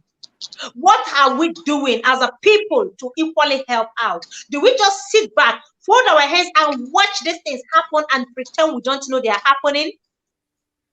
Do we fold? What are we doing enough as citizens? You have a good point there. You know, there is this adage that says it takes a village to raise a child. It takes a village to raise a child. And then Hillary Clinton made it very famous when she wrote her book, It Takes a Village. But that is an African adage and it's been there long. It is an African adage. Okay. So, you know, if these things were happening in the village, it would have been a different thing. There is no way somebody will not caution that child or even caution. My mother is now seen as a senior woman in the village. There is no way she will see something like that. Just by the adage you said, when Okenye sees something, they will speak out. But most of this scenario we're talking about is that happening in the city. And the city is like a no man's land. That's what they call Lagos. No man's land. Because we turn blind eyes. Like, for instance, this thing that happened over 15 years ago, this incident, if I had seen those children and just pretend I didn't see them, despite seeing the blood gushing out from their head, then even though people were telling me that it's none of my business, I should mind my business, I should forget about this, these are the children, I said no. Even if it's the parent, I can't close my mouth. I cannot turn a blind eye. These children are in pain, and worst case, nobody can treat them unless with police reports. You see, we need to speak out. We need to speak out. Yeah, Pat she's looking so fresh. We need to put it up. She just finished. Okay, she's doing work. Okay, let's pardon her. Good evening, everybody. Good evening. See, this issue is a very sensitive issue. I'm not being tribalistic right here, but where I live, you will see, especially the Igbos, they will bring girls between the ages of 8 and 10 as maid. And I'll be like, what is this one doing? This for me is child abuse. You will see a work that is 7 years old is doing. My son that is 7 years cannot even do 1% of it. There's this woman in my area, because my job is either I'm on morning duty, afternoon duty, or night duty. If I'm on afternoon duty, I close by 9. So I'm getting home like 10:30. Anytime I'm getting home, I'm only seeing the girl going to buy something around 10:30, 11. And this girl is between 9. Yes, I'm always seeing this girl going to buy something around after 10, 11. Then one day I told you, I just saw the woman, I was like, madam, may not be like they gossip or no verse, so, but don't be sending this girl in the night. There are rapists. There are people that want to take advantage of this girl. You know, the woman tells me, the rape on her consign now. The woman tells me, the rape on her consign now. And I'm like, hey, God, can you say that to your own daughter? Who don't want to put mouth in our consign? When she send the girl in the afternoon, the girl will not go. She will wait in the night. That thing she's looking for, she will see it. And I'm like, ma, this girl is less than 10 years, because I asked the girl says she is 9+. I'm just giving an example. So some people, I don't know, maybe they feel because maybe somebody give you a child from the village to take care of that child. I will always tell people, I did not grow up with my parents. I did not grow up with my parents. I grew up with my elder sister, and she was married, so I was basically staying with them. But then if you come to the house, you won't even know the difference between me and her kids. And I basically do all the works in the house. I do all the work in the house. But when it comes to my first iPhone, she got it for me, and she's buying iPhone for her children, she's buying for me. If her children are going shopping, I'm shopping with them. If they are traveling abroad, we are going together. There is no, the children don't, if the children calls me auntie up to today. Do you get? So for me, what you don't want, see, the fact is, some of us mother, God forbid, will not be alive forever. You don't know who will take care of your child. You don't know who will take care of your child. So that person you are maltreating today, we come and, so why are you crying, sorry? We come and show you shege tomorrow. So just be good. Just be good because of God. Just because of God. Nemesis, karma, it will come knocking someday. And you know the funny thing is, some of these people, they don't know that they're indirectly even training the maid, raising the maid well. The maid is hardworking. The maid can cook. The maid can clean. The maid can do a whole lot of things. Whereas their own children cannot even do anything. And eventually, when they become independent, you see them almost useless. They can't do anything. They can't even boil ordinary water for Gary, because they grew up with maids who do practically everything and wipe their behind for them as well. So it is really a sad thing that people have lost their conscience. That somebody, okay, even if the child is an orphan, for instance, why don't you even put yourself in that place and say, what if, God forbid, I am no longer in this world? What becomes of my children? Where would they end up? Who will take care of them? Osinachi's children, for instance, Osinachi is gone. The husband is in prison, and we already know the sentence passed on him. What about these children? For instance, if Osinachi now has a maid and has been treating the maid badly, what would have become of these children? Nemesis. As we are doing, let's have a conscience. Welcome, Chinwe Uzoma. Thank you so much. Welcome, ma. Let's have a conscience. Maids, yes, they are good. They are there to help out, especially for mothers raising little children and working at the same time. Even if you're not working, you are a stay-at-home mom. I mean, we're not all as strong. We don't have the same power. We don't have the same strength. There are some women that when they put to bed, they are so weak, they will need months to recover. And when you now have toddlers, or you have a triplet or twins, or you find yourself in a place where you don't have relatives to help, you will need a maid. But when you are getting that maid, ask yourself, do I need to treat that maid below an animal? Is that maid not a human being? Even if you got the maid from an agency, who says you have to treat that maid so low? The one that hurts me the most are relatives used as maids and treated worse than animals. You go to the village and you collect an orphan's child. So because the mother passed on, let me help train my sister's child. You bring your own blood sister's child to the city. The same blood flowing in your veins, the same blood.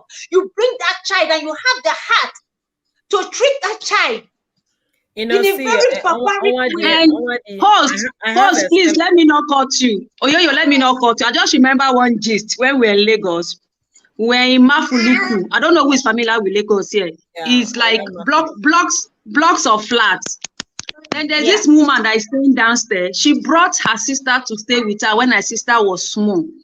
The sister finished secondary school and that was it. This woman got married. As in, she got married when she brought her sister to stay with her. Her sister stayed with her till she gave birth to the 3 children. The sister stayed with her till her last born was in university. Wow. It was when her last born, is that not wicked? No, this lady, I'm telling you, she did not. No marriage. I heard that if husband come, they will block her. They will tell her that is not the husband for her. So that she would stay and take care of their own children till their own last child got to the university.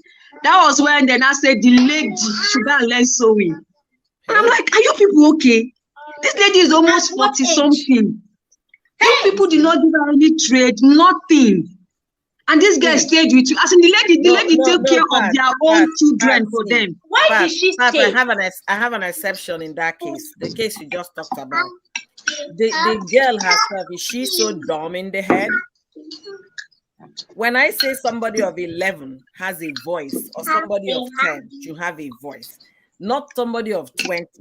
She's an adult. She should be able to know, you know what, auntie? Oh, you never put fear for your body before I make. Some people they cannot speak out, especially when they are telling you. Their self-esteem. They lose their self-esteem. They feel their life starts and ends with you. They make them believe that their life starts and ends with me.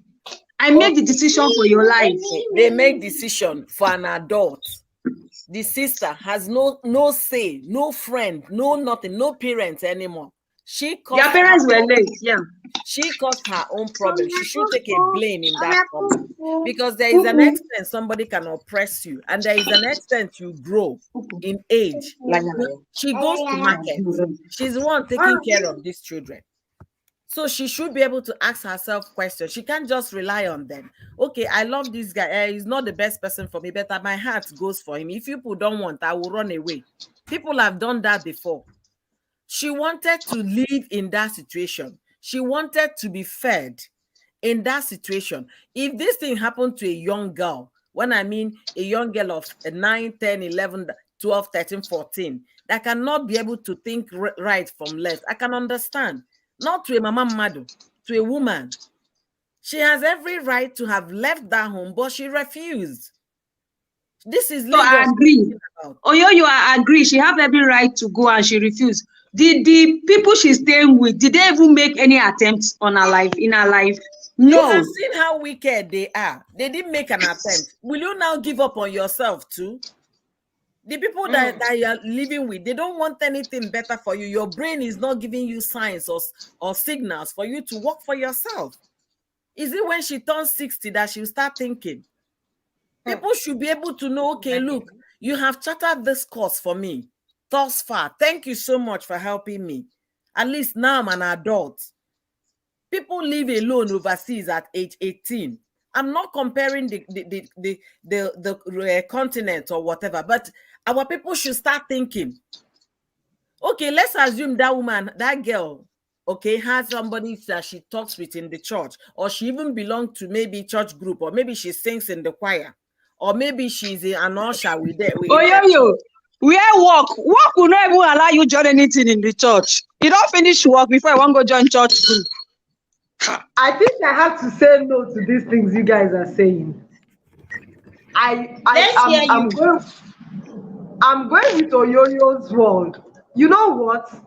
That lady must have been very comfortable there for her to stay. How many old? 40 something old to stay there. She is very, very comfortable. I don't see that as being maltreating. She must have been very comfortable for her to stay till that age. So I'm so different from everything you guys have been saying since. I just wanted to hear what everybody is saying. I think maybe it's different here in Abuja. I don't know why, but it's the other way around when it comes to this place. So I think if I continue to talk, I'll have to turn the tables round at this point. No, because this is both on the maid and on the madam. We're looking at both how some maids treat their madams, their wicked heart as well, not just on the part of the employees. We're also looking at the maids themselves. So go ahead and share any experience or anything you know. Okay, here in Abuja, Nigeria, maids are the ones maltreating their madam. I second that. I second the motion. Okay. But in Abuja too. How I wish people there's any way any of them will be listening to this, and I will give them advice and make them understand that the way you treat your madam is what will come back to you. The other day, let me just give one example. The other day, I went to drop off my daughter in school, and when I got there, they wanted me to buy things for them. So I was buying it. I had to sit down there to, watch how they are going into the school and everything. And the girl that was selling something to me called me, "Madam, please, ma, I want to ask you something." And I said, "Okay, what do you want to ask?" What will you tell a girl that has no place to stay, and somebody came and saw her and picked her and said, "Come and stay in my house," and the person is taking care of her, doing everything, giving her food? This is the thing this girl is wanting for me, giving her food, have given her clothes and everything, but I am the one doing everything in the house.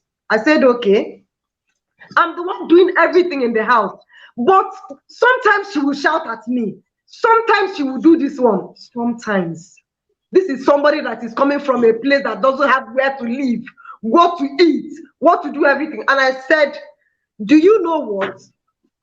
I am very sure that the thing they are shouting at you at are things that you're supposed to do that you have not done. She said, no, she's not the one. She's talking about somebody.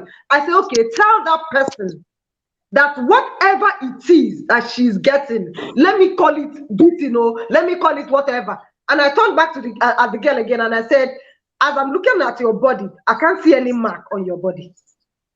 So no matter the kind of beating that you have collected, it is not the same amounted to where you're coming from.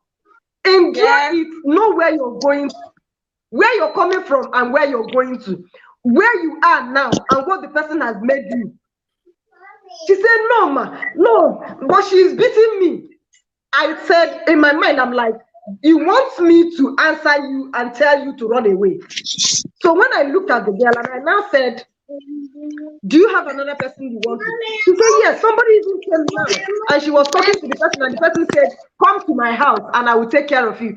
I said, the devil you know is better than the angel you're going to.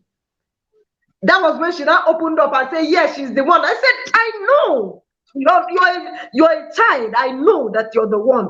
And I can't see any mark on your body. And you're this fat. If you were from that place that you don't have food, you don't have shelter, and you're looking like this, no, you can't. Men would have taken you.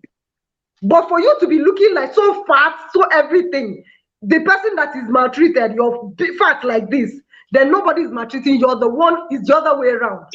If you want me to tell you to run away, I will not tell you to run away, because I will not, it will bounce back at me. So if you want to take the other one, take it and go. Here in Abuja, maids come to you. I don't know what is in their head. They come to your house 3 weeks. They will tell you their mother died. And I'm like, when you were coming, what were Lomzi, you? God bless what were you. Expecting to see? Lomzi, God bless you. God bless you. So there was a time in my life, every week, and I'm like, I will bring devil inside this house one day, God. Come. Sometimes they will come and my husband will be like, come, I hope you're not the doctor. Are you a doctor? She said no. Are you a nurse? She said no. My husband is like, not 2 weeks now, you will tell me somebody in the village is sick. Because what you are, because you're not the doctor, you're not going to go and treat anybody. Don't come and tell me somebody is sick or somebody is this one. Know that you have come to work. If you're not, so I think what they came to look for, they are not seeing it. They want to run to another person's. They are the one maltreating the other way around. And this other person, I think, Pat talked about, said something. She said, Igbo people take people from 9 years, 10 years. I will not fault that, but I will say something. If I have my child, if not the way children are, I don't know. If I have my child and my child is 9 years, and I have another child that is 4 years, 3 years, I think my 9-year-old child should be able to take care of my 3-year-old child and 4-year-old child. So it's always the case. You want a child that you can be able to take care of, manage from that 9, train the child till 18 or so. If you see my girl moving up and down, she came, okay, she's from 13 years, yes, till now we're still together. Somebody that you can be able to train and take care of, because these ones that are already big, their head is already somewhere that you cannot. They are your competitors at home. Those big ones are your competitors at home. Future side chick.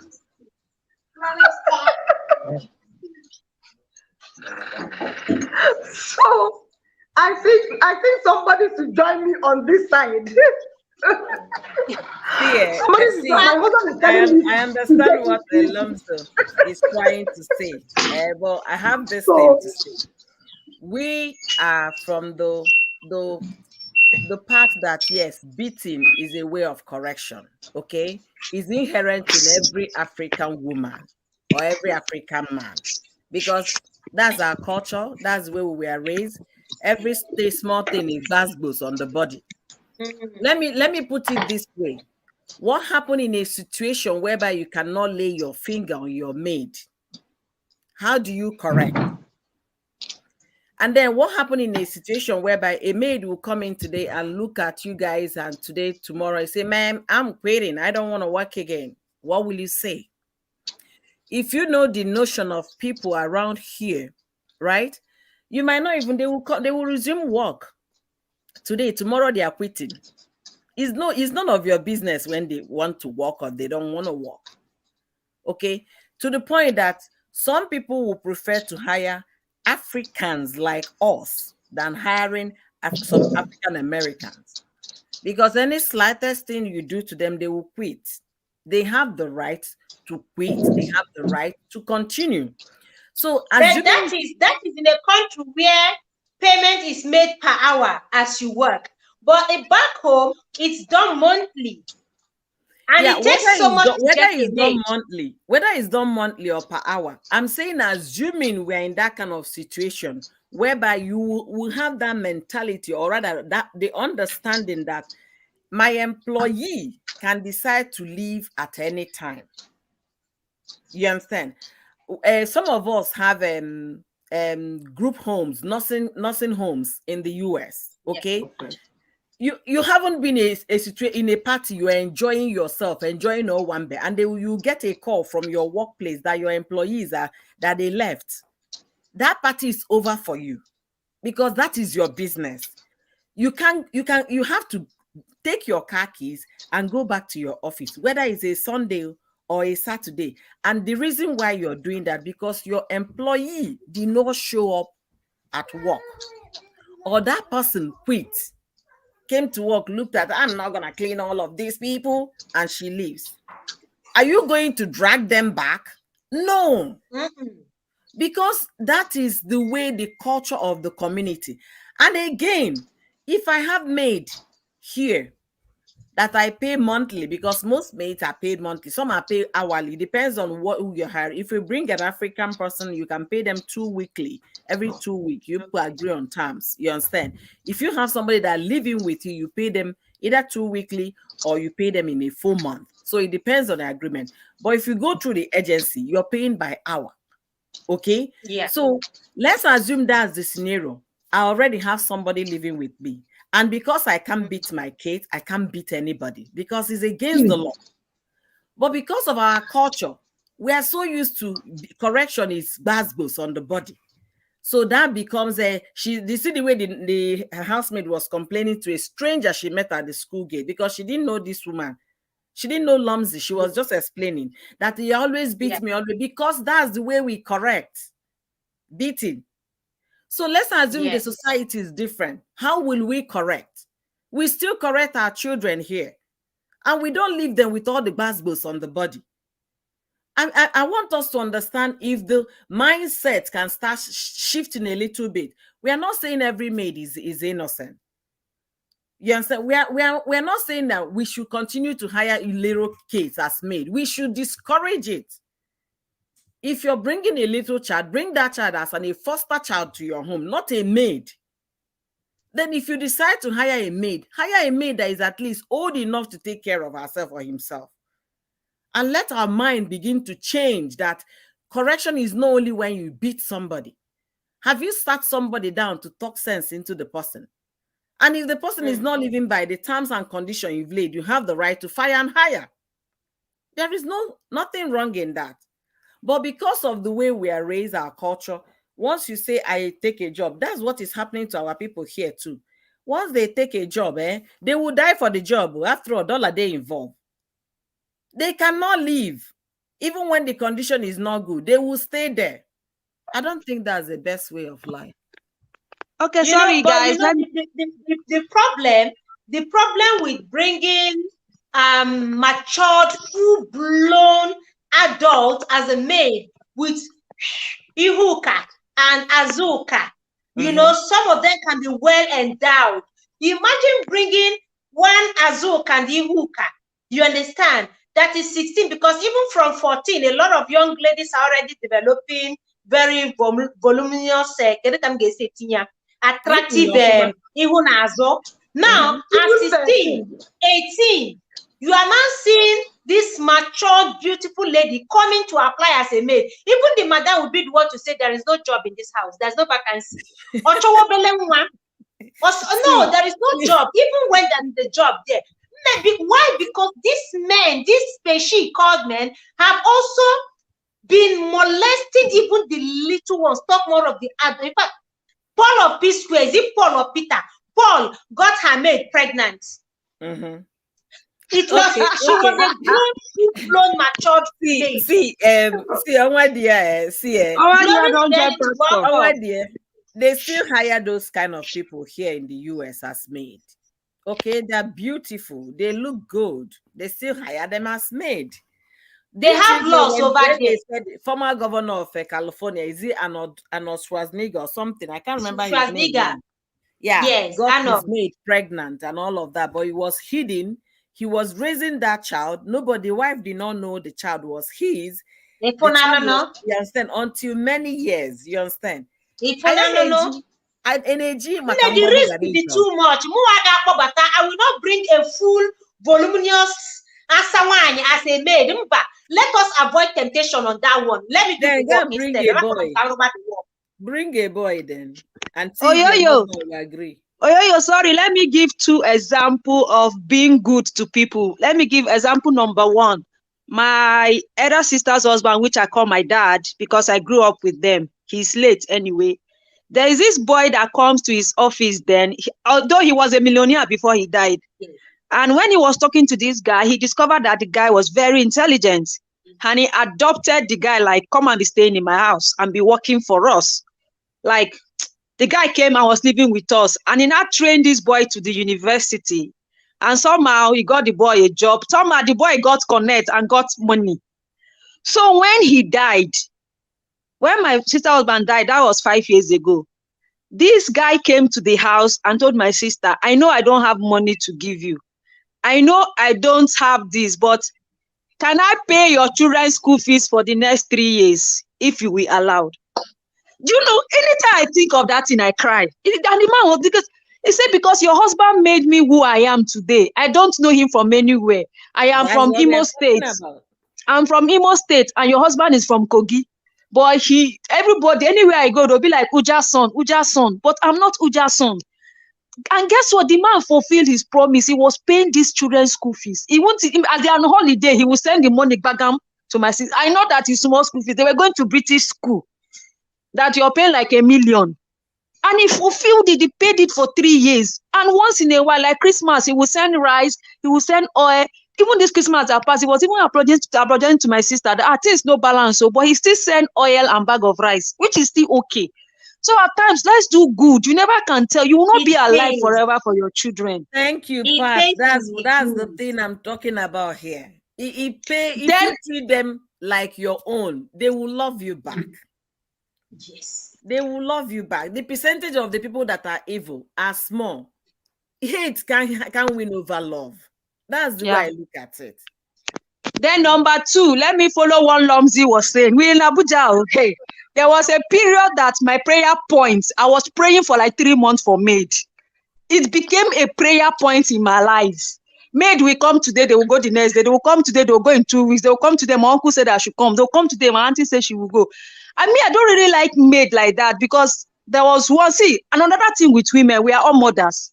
If you see something bad, say it because you don't know which person you are helping. When my son was like between 10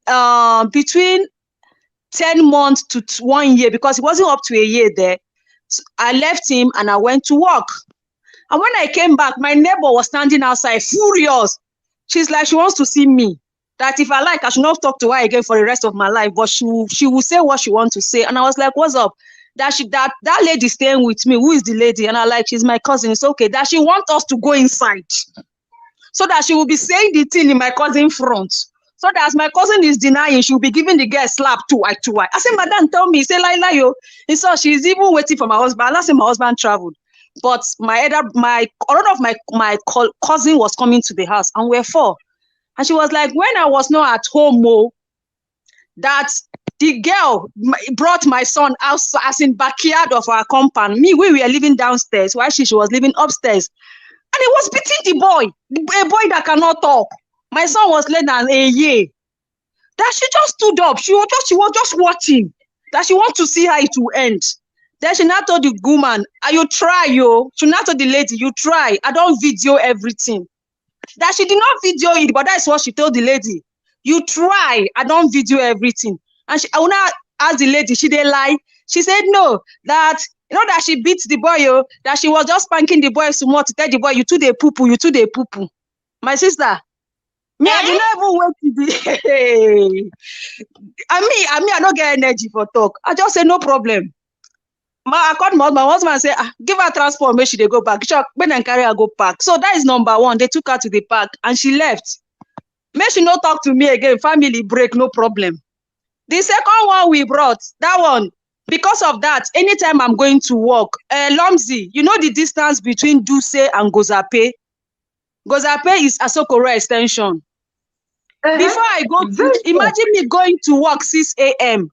I have to carry my kids from Duse to Gozape to go and drop with the maid because I don't want to leave them in the house alone. I will go and drop them before I go to work in the morning.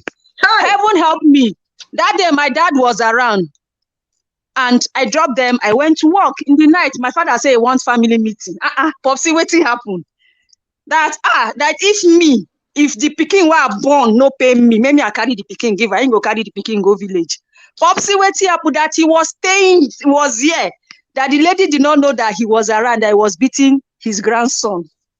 That was when he went and gave her a loud slap. Say, if I am in the parlor with you and you are beating this boy that cannot talk. So if nobody is around with you, this is somebody I went to kept in my sister's house so that at least eyes are with them. My father is there. She was still beating my child. So imagine if they were in the house alone. That was why up to today, as I talk to you, I don't leave my children with my maid. I have a maid. Whether I trust her or not, my husband will say, this is stress now. Early morning, you have to go. I say, leave there. Except if you are in the house. If you are in the house, I can leave the kids. But if you are not around, I must carry my children either to my other sister's house in Gozape or take it to my brother's house in Kubwa. I will go and drop them there, go to work. When I'm coming back, I will pick them and go home. That is my routine. Because me, they showed me pepper. I don't know how people they labor for their pikin. Me, I labored. After laboring for 2 days, they still did me CS. I know the pain. They first induced me. They induced me first. Now, no saying before I come born the pikin. It a pain, no, but no. So at the end of the day, what I'm trying to say, some of them they are wicked. Yes, and some they are kind. You're so on point on that, and I will give an example of what you're saying with my mom. At some point, sorry, let me welcome some persons in here. Sorry, ma. Glorious Reality, welcome. Getting it right with Olivia, welcome. Thank you so much. Black Monica BNC, welcome. Thank you so much for joining.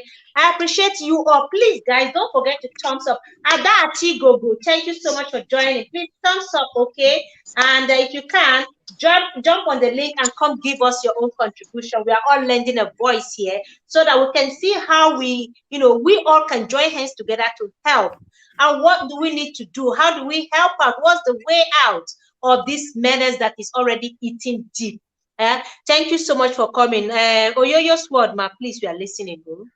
All right, thank you, host. See, Pat, I totally understand what you're talking about. I'm going to give an example because I don't have a maid, so I can't give a practical example of my story.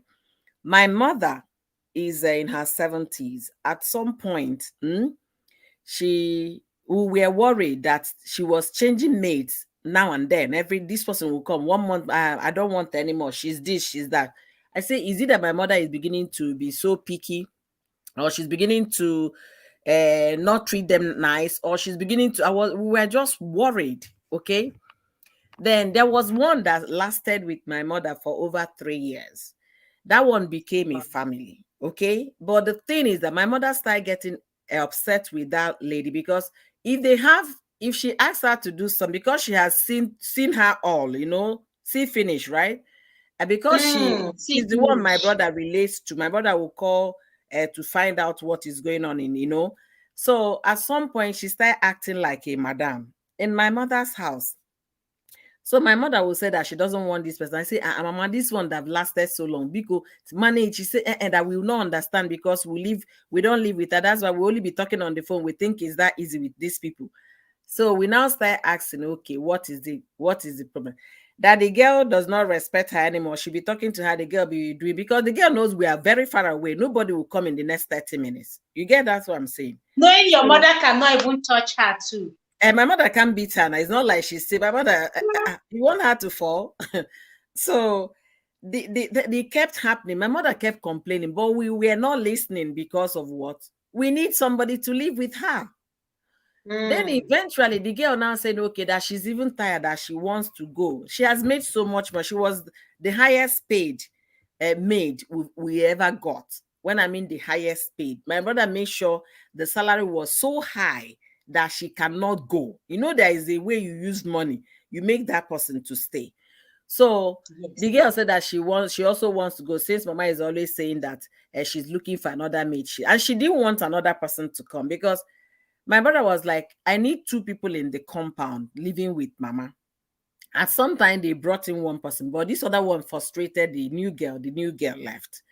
Then when my mother's complaint was getting to her, we said, okay, fine. You know, this girl left. She felt she has gotten so much money. After 3 years, she has a lot of money in the bank. You understand? She left. Maybe she has already planned to go and meet somewhere else.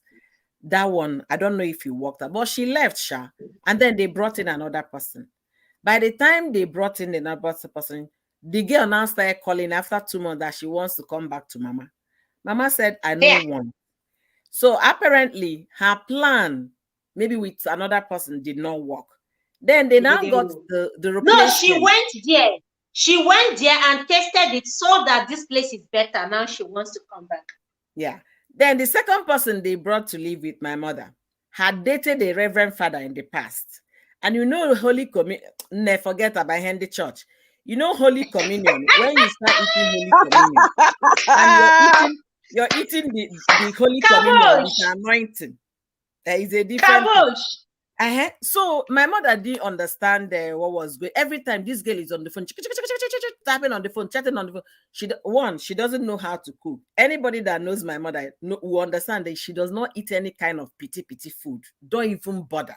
She will enter the kitchen, cook for you to even eat, because you can't feed her nonsense. The girl doesn't know how to cook. Every time they are talking chiki on the phone. This girl, one phone, I can come and clean the house. For where? Another complaint started coming. Then my mother was to go to, when COVID was hitting her, she was to go to Lagos.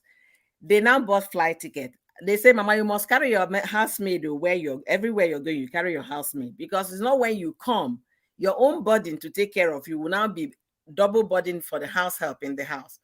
So this girl, they bought flight ticket to go to. That was her first time of flying an aeroplane.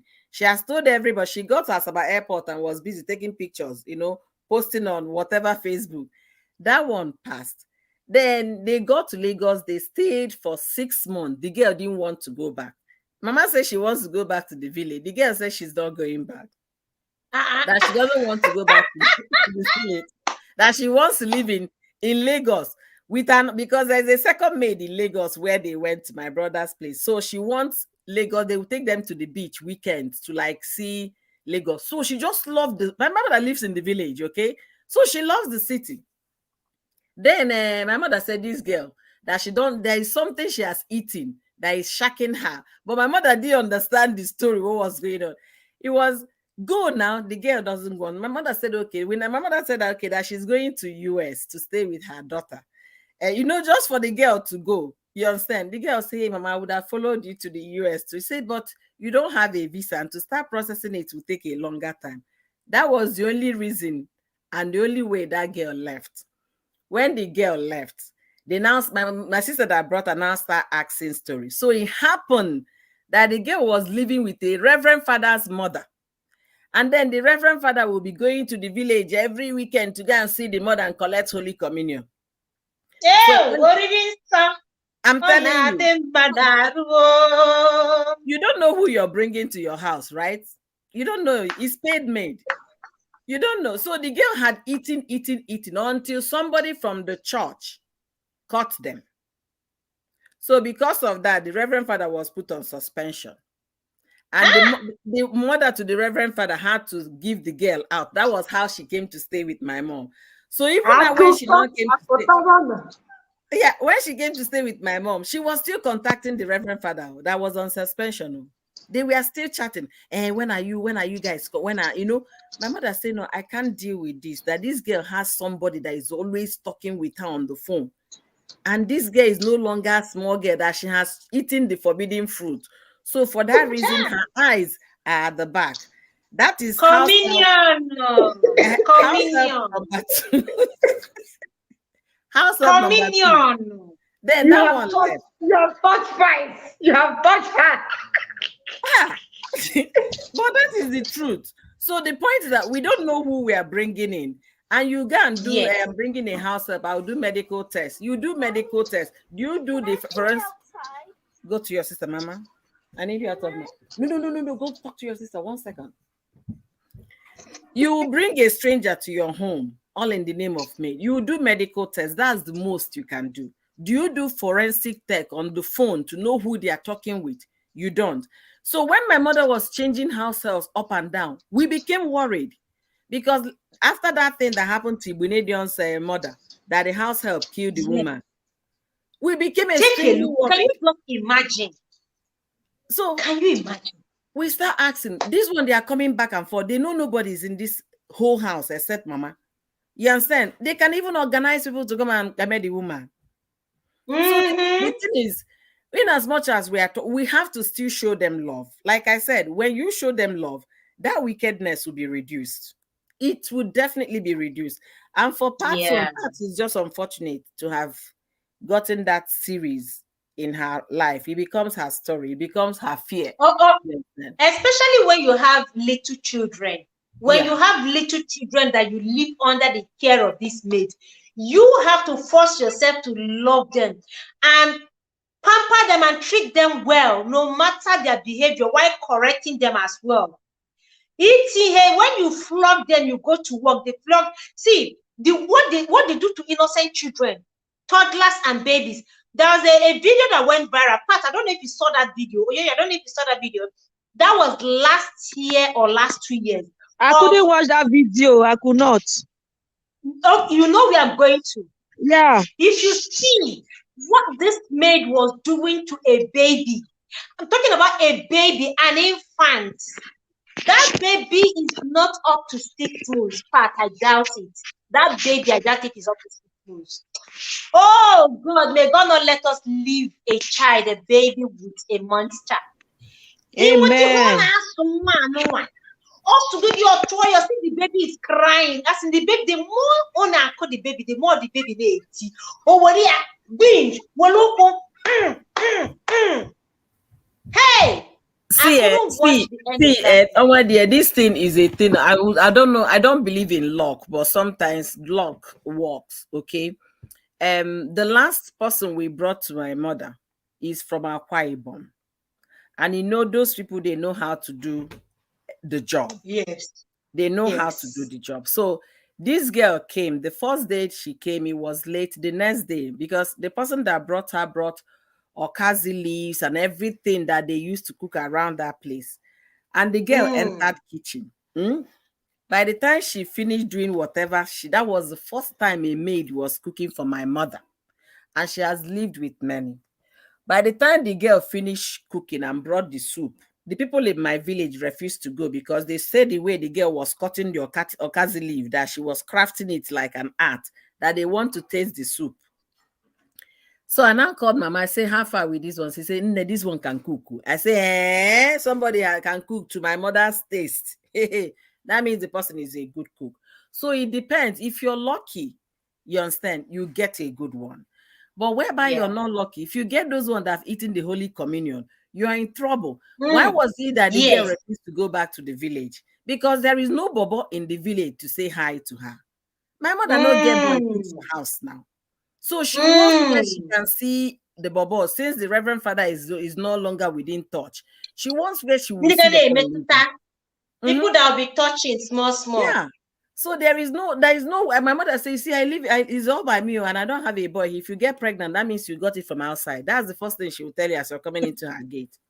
For you to know and be warned, not in my house. You have to be careful. So everything boils down to showing them love. And then I gave my mother that I said, Mama, see, I know you pay this girl. I know she's on salary and all of that. Once in a while, if you happen to be the one that go to the store, buy her things and see a new her. Don't just give her money to go and buy. You know, the way you said, go and buy these clothes, buy some clothes. No, pocket it. Yeah, it's different. But when you do it yourself, hey, when they look at it, they will know, is this one is my mother bought for me. You understand? Yes. My mother was like, I say, yeah, it worked magic when you lived with my brother's driver. Actually, I think strangers are even better off with my mother than the Igbo people. In all honesty, my brother's driver went because my brother was going overseas and his family were traveling and all of that. So he was to stay overseas for over a year. So, and he likes that boy. He didn't want the boy to go. He said, okay, I'll still be paying your salary. Do you want to go and stay with Mama? The boy said yes. The boy left Lagos, went to stay. He stayed with my mother for that length of time, for over a year. So the guy became Mama's driver, Mama's everything, go-to person. They're going to the market together. And the boy never complained because he loved his boss. I guess that's the reason. But very respectfully to Mama.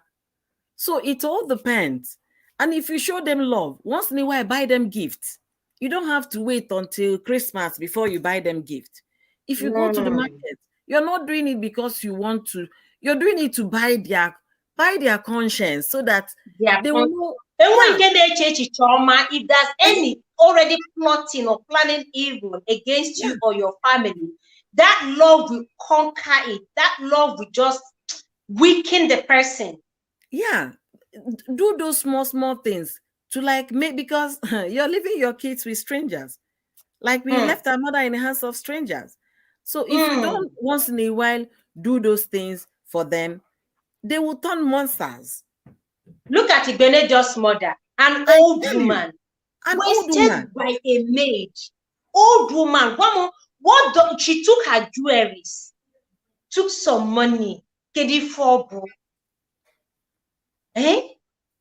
and now Oyoyo's word, now before we even wrap up this thing, these men that some of these men that are pretending they don't see, and even those ones that are molesting those little girls, underage girls, those matured ones, those ones are way close to the water.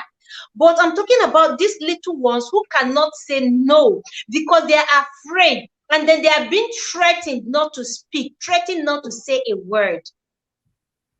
They're being threatened not to say a word, or else a lot of things are under the threat.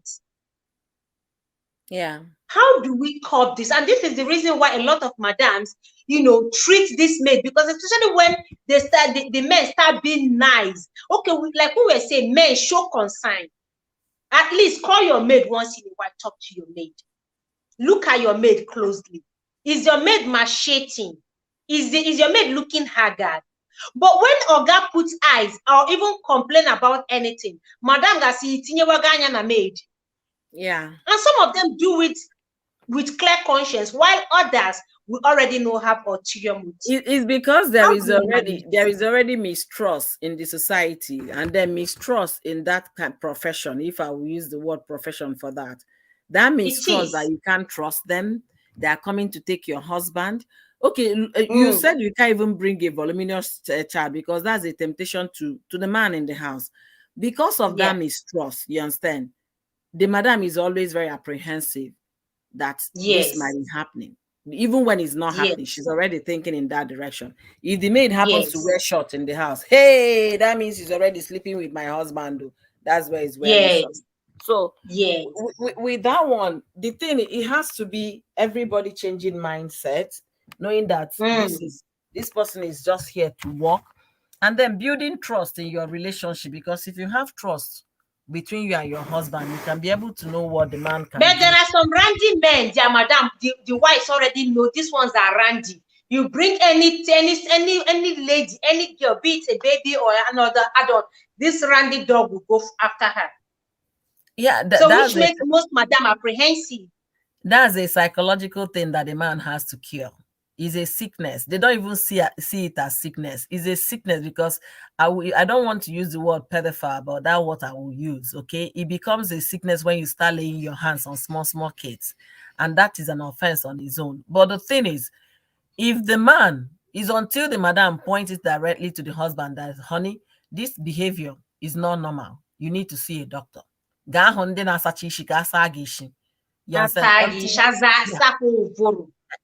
Until we start seeing it as the man has a sickness, it will not stop. It's not just the maid that are guilty here.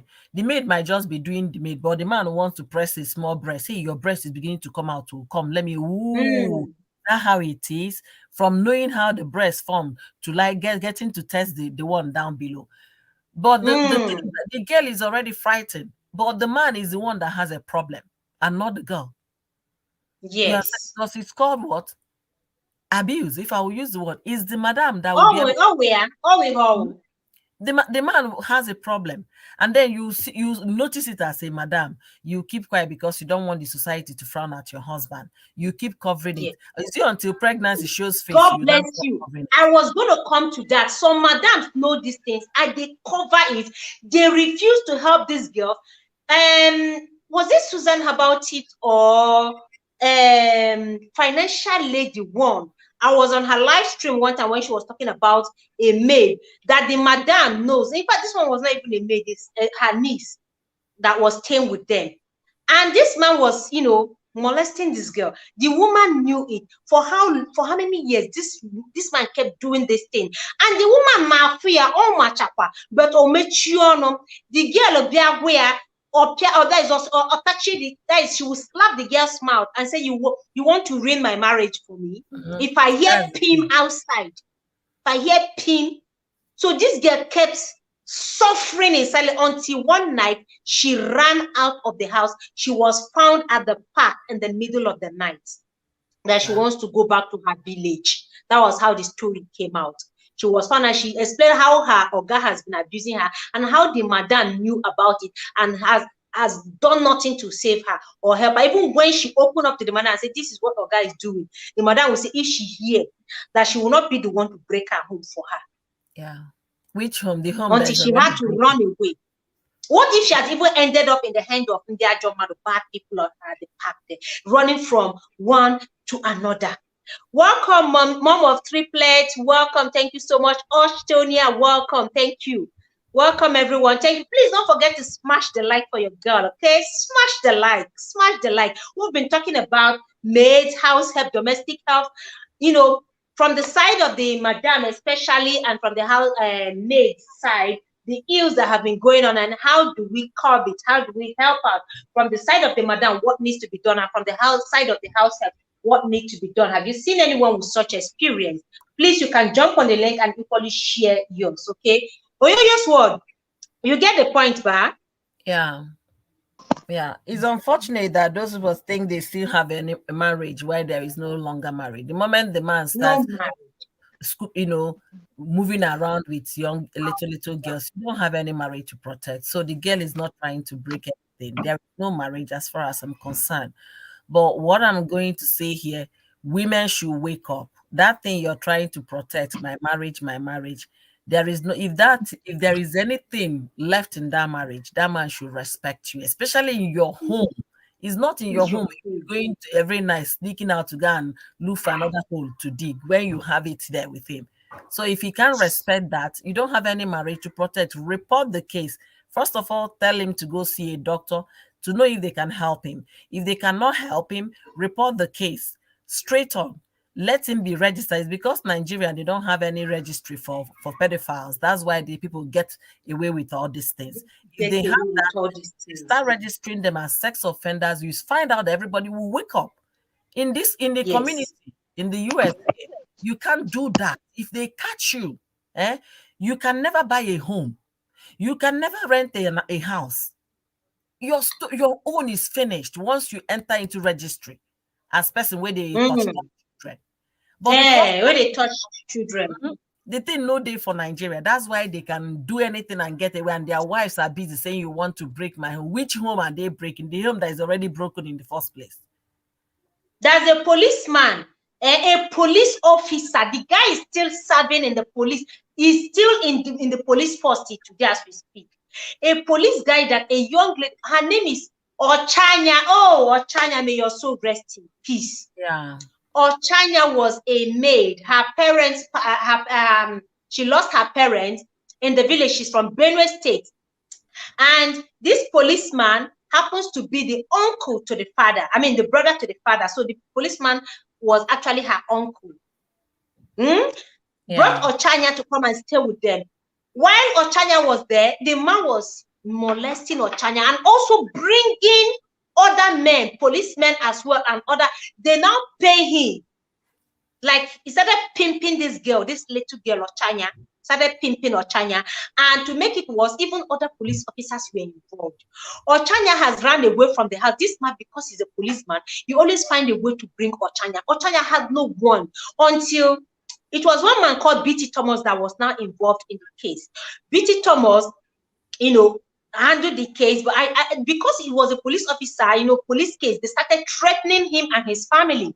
Started threatening BT, the man, just ordinary guy that wanted to help Ochanya when he heard about the case.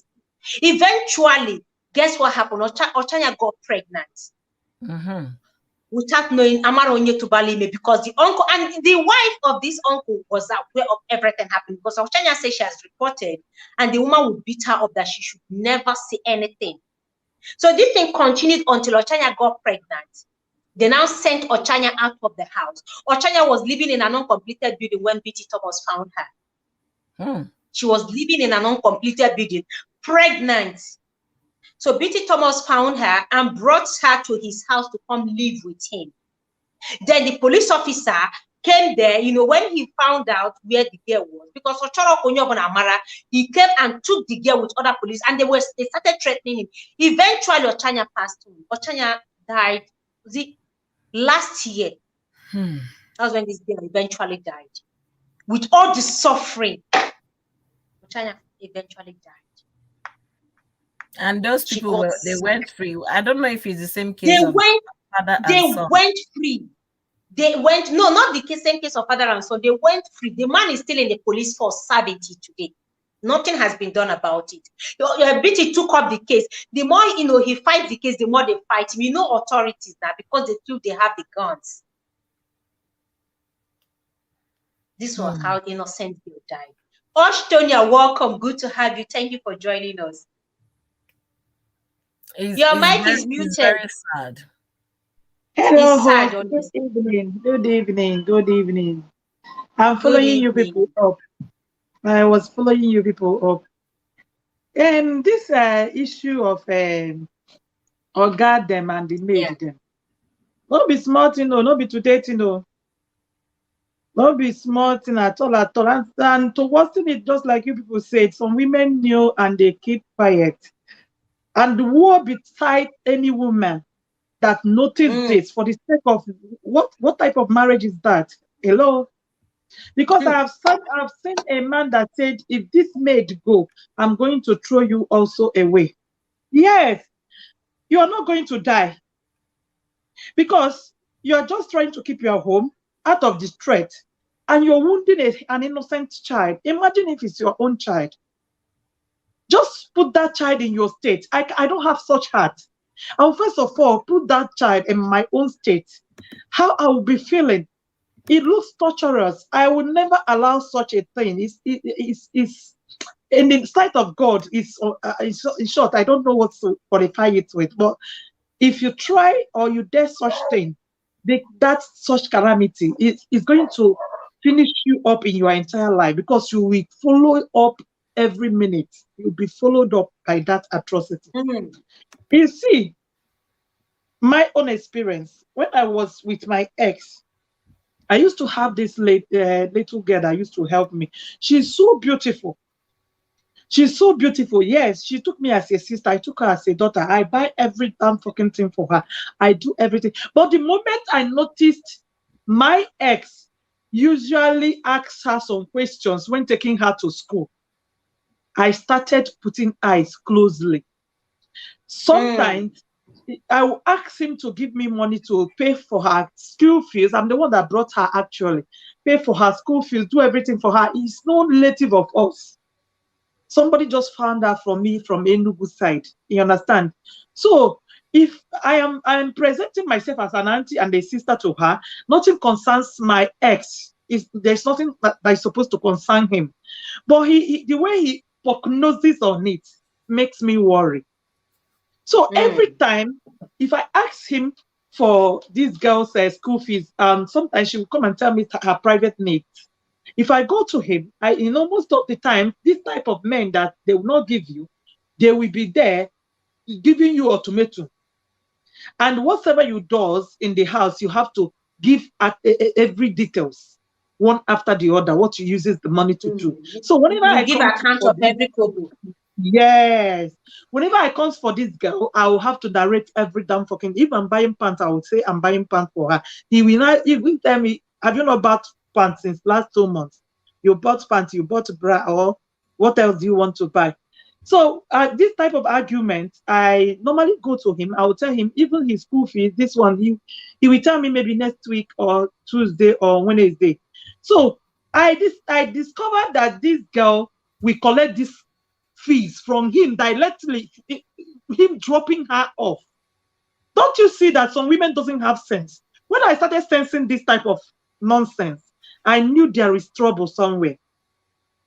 At the end of the day, I found out that this girl even discloses most of my affairs, most of my private lives, even who I answer call and who so I started noticing that my ex also tips her for some certain things. Did you see now? Okay. Now, what are we saying here? You're supposed to know very well that this is not normal. This is not good. It's not going to do anybody any good because you are now out of the picture. Something is going wrong. Yes. Immediately I noticed this, I have to challenge him seriously. Why? How can you tell me that you don't have money? At the end of the day, you drop her off, you give her that money. And you give her money. Is it to tell her that you are the head of the home? What does it count to her? Or you want to tell her, I don't have anything to offer to him? Why? And what are you portraying to this girl? There is something. Did you see now? And at the end of the day, what I sensed was true. He was actually taking an information about me from her. He was actually using that girl to investigate my home. He was actually using the girl to even when I go to I go to any place, wherever I go, pick the children, do one or two things. This girl gives an account of every little things I do, even who I answer the call. She's like a spy to him. So yes, for him. And that's why he's portraying that nonsense to her, so that he will be getting her mind, telling her that he is the head of the home. He owns everything, nothing. He says, he decides who stays. Do you understand? I give him race. Oh, yeah.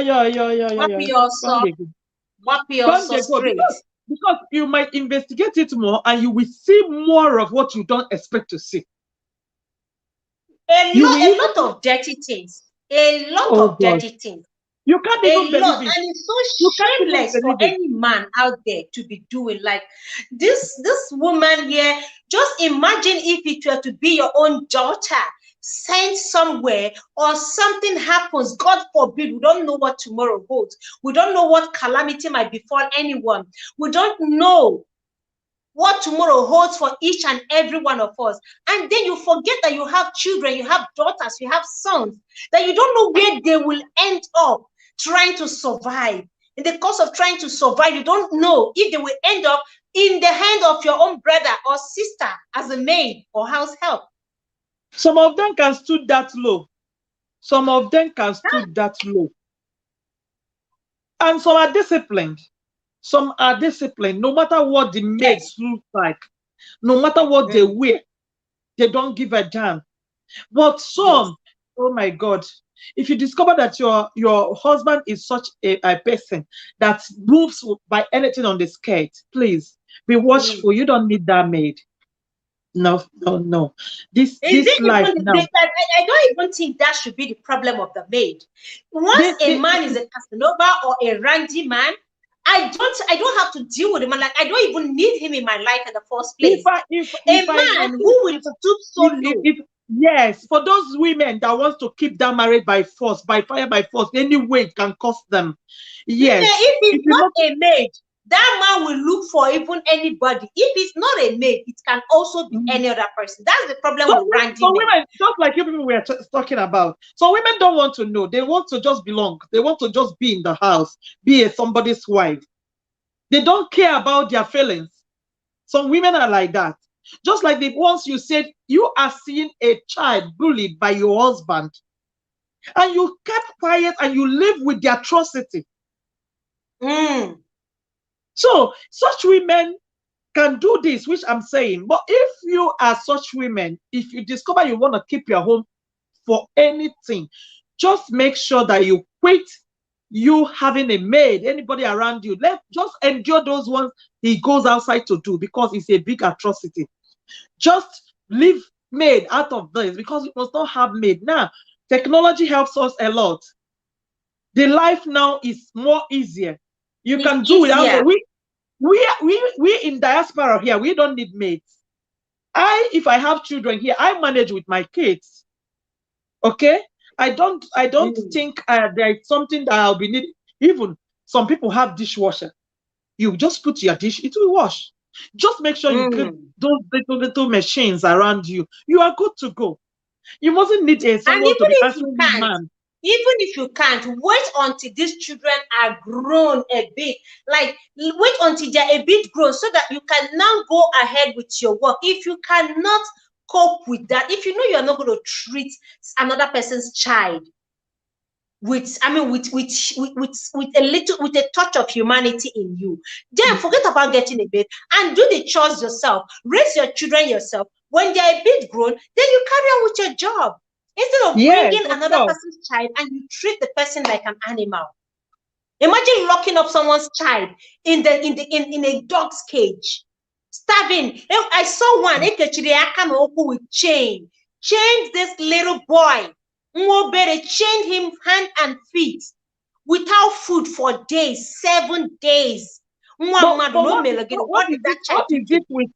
is it with women with maid? I don't know. I feel for everybody. I don't have such heart. I don't know why people are just looking for what to destroy in life. I don't know. If I have a maid, this child will just think is one of me. Because I buy you every damn fucking things I buy for my children. I take you out as I take them out. Even when I'm not there with them, I still send the maid something. She doesn't know me, but she receives gifts. Do you understand? The way you handle them is the way they help your children. If you're that arrogant and that bad, that evil, don't imagine what a maid can do. They can finish you. Let them when they are ready. We're talking about the one that puts sniper and wiped entire. You will see that your own Nangwala, your own madness, they beat around the bush. So if you're talking about maids, ladies should watch it. Ladies should just watch it, because most of the times they don't know what they are doing. They don't know what they are doing. These women that call themselves madams, they don't know what they are. I can also stay in the parlor, watch television with my maid, gist with her. Those little things. Television. Their lifestyle can end in the kitchen. Okay, let me shock you. Those little things you do with her makes her to be open to you, to come more closer to you. You give her that travigator. Okay? Don't just be portraying yourself gallivanting up and down in the house. There's some certain things you don't know. They know more than you. These things you're saying, that is why my ex goes close to her more than me. Do you know why? Because he knows that his secret is okay, not pampered, and every damn fucking thing that happens in the house, she's just like Onyoko. Onyoko Mita. Even with or without him being in Nigeria for like a year or 2 years, she's covered. He's covered. He knows that they will download it. That one is the monitoring spirit. Yes. That one is a monitoring spirit. Somebody was sharing a testimony. Somebody was sharing a testimony on, I know some of you are in that platform. This is it NSPPD? I don't, yeah, NSPPD, if I'm not mistaken. This online service that goes on, you know, and it is interdenominational kind of thing. I don't know. I don't go there. We all have our reasons. I don't go to any of these prayer churches or houses or online. I pray in my house and I'm very good at it. I'm comfortable with that. So she was sharing a testimony and she shared it with me. She kind of sent the clip to me via WhatsApp on Estelle. Hey, Estelle, thank you so much for coming. Welcome. She shared the testimony and she shared it in that NSPPD of what God did for her, how God delivered her from her maid. And according to her, she said the maid has been a witch. The maid has been the reason for her setback, sickness, everything, all the calamities that has been befalling her, her business, her work. Like the maid has been, how old is this maid? We're talking about a girl of 10 years. That the girl now had to, in fact, during one of the prayers on NSPPD, that the girl now confessed that she was the one doing a 10-year-old girl. I don't understand. It's possible, let me tell you. I have an experience in there. No go there. A witch is always a witch. Let me tell you something you don't know. A 10-year-old girl. Let me tell you something. How do you think this madam will be treating the girl? Can you calm down? Can you calm down? Let me tell you. There's this Bendel woman that my own brother married. Okay? This my brother I'm talking about is the mother is a twinnie to my granny. My granny are twins. We have twins very well in our home. So this particular lady was married from Bendel, and my brother met her at Bar Beach, Lagos. We never knew that she is a witch. The madam of them. Now be a kind of meeting self. Now they do meeting in her junction. How old is this person? Wait, I'm coming. Let me tell you what brought about the child being a witch.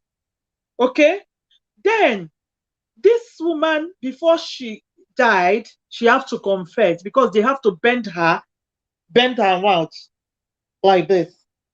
So on the bed, the immediate one that seniored me, okay, is the one taking care of her in the hospital. So that is when she have to confess a lot of things that even the problem the husband used to have, that the water husband usually open mouth whenever his goose is coming and swallow it. That's why he usually have this boat accident and all that. She said with her mouth, this is not go come. We videoed it. Then she kept on saying a lot of things. At the end of the day, they don't want her to say more because the mother of the girl herself is a witch, the big one. Okay, so they have to bend this lady. She said that is the mother that put her. That thing is it not stroke, Maria Fed? That thing could be stroke. That thing is stroke. And if she's old, that thing is stroke. No, but she was saying something with her mouth. She was confessing. Do you know that people can be manipulated to say a whole lot of things?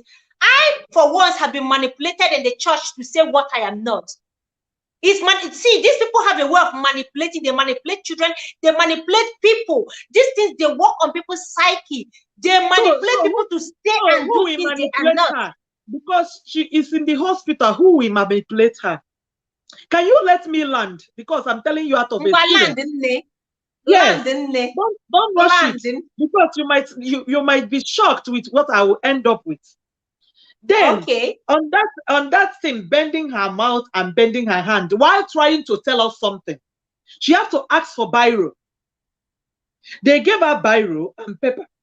She managed to write a little she can, and she asked us never to give her child to any Igbo woman. She doesn't want any Igbo woman to train her child. The whole children she have, she took them. She said it with her mouth. She killed them. Yes, the twins she have, she killed them. Those twins died. So only child that is surviving in her hand, she initiated her. Then on this tummy of this girl, she wrote a lot of things we don't even know how she, as in we can't read it. Which mother will go to have a baby of 9 years and write a lot of things? Can you do it with razor? Can you do it? We are asking her, why did you do this? She said she did it as well as early as when she was an infant. She take razor. My own sister came na gwa a child kita ya bụ na mkpọtụ ya nna agba ma ọsọ ekwezi nka m na ya biri o wee welu razor wee degide nwa ife n'afọ wee degide nwa ife n'afọ right and full the tummy with razor. What are you saying? Okay, na person possess and na abi na person encounter. Okay, now the husband was busy crying, shouting, what's going on? What are you writing in the tummy of my child? She said that nobody born of Igbo woman will train the child, that she's leaving it as a warning after giving her biro to write with bending mouth. Okay, now she died in that hospital. Listen, she died in that hospital. They took her to bury while the child has been with the husband, manipulating him again. She's using that child as a point of contact. She says she lives in her child.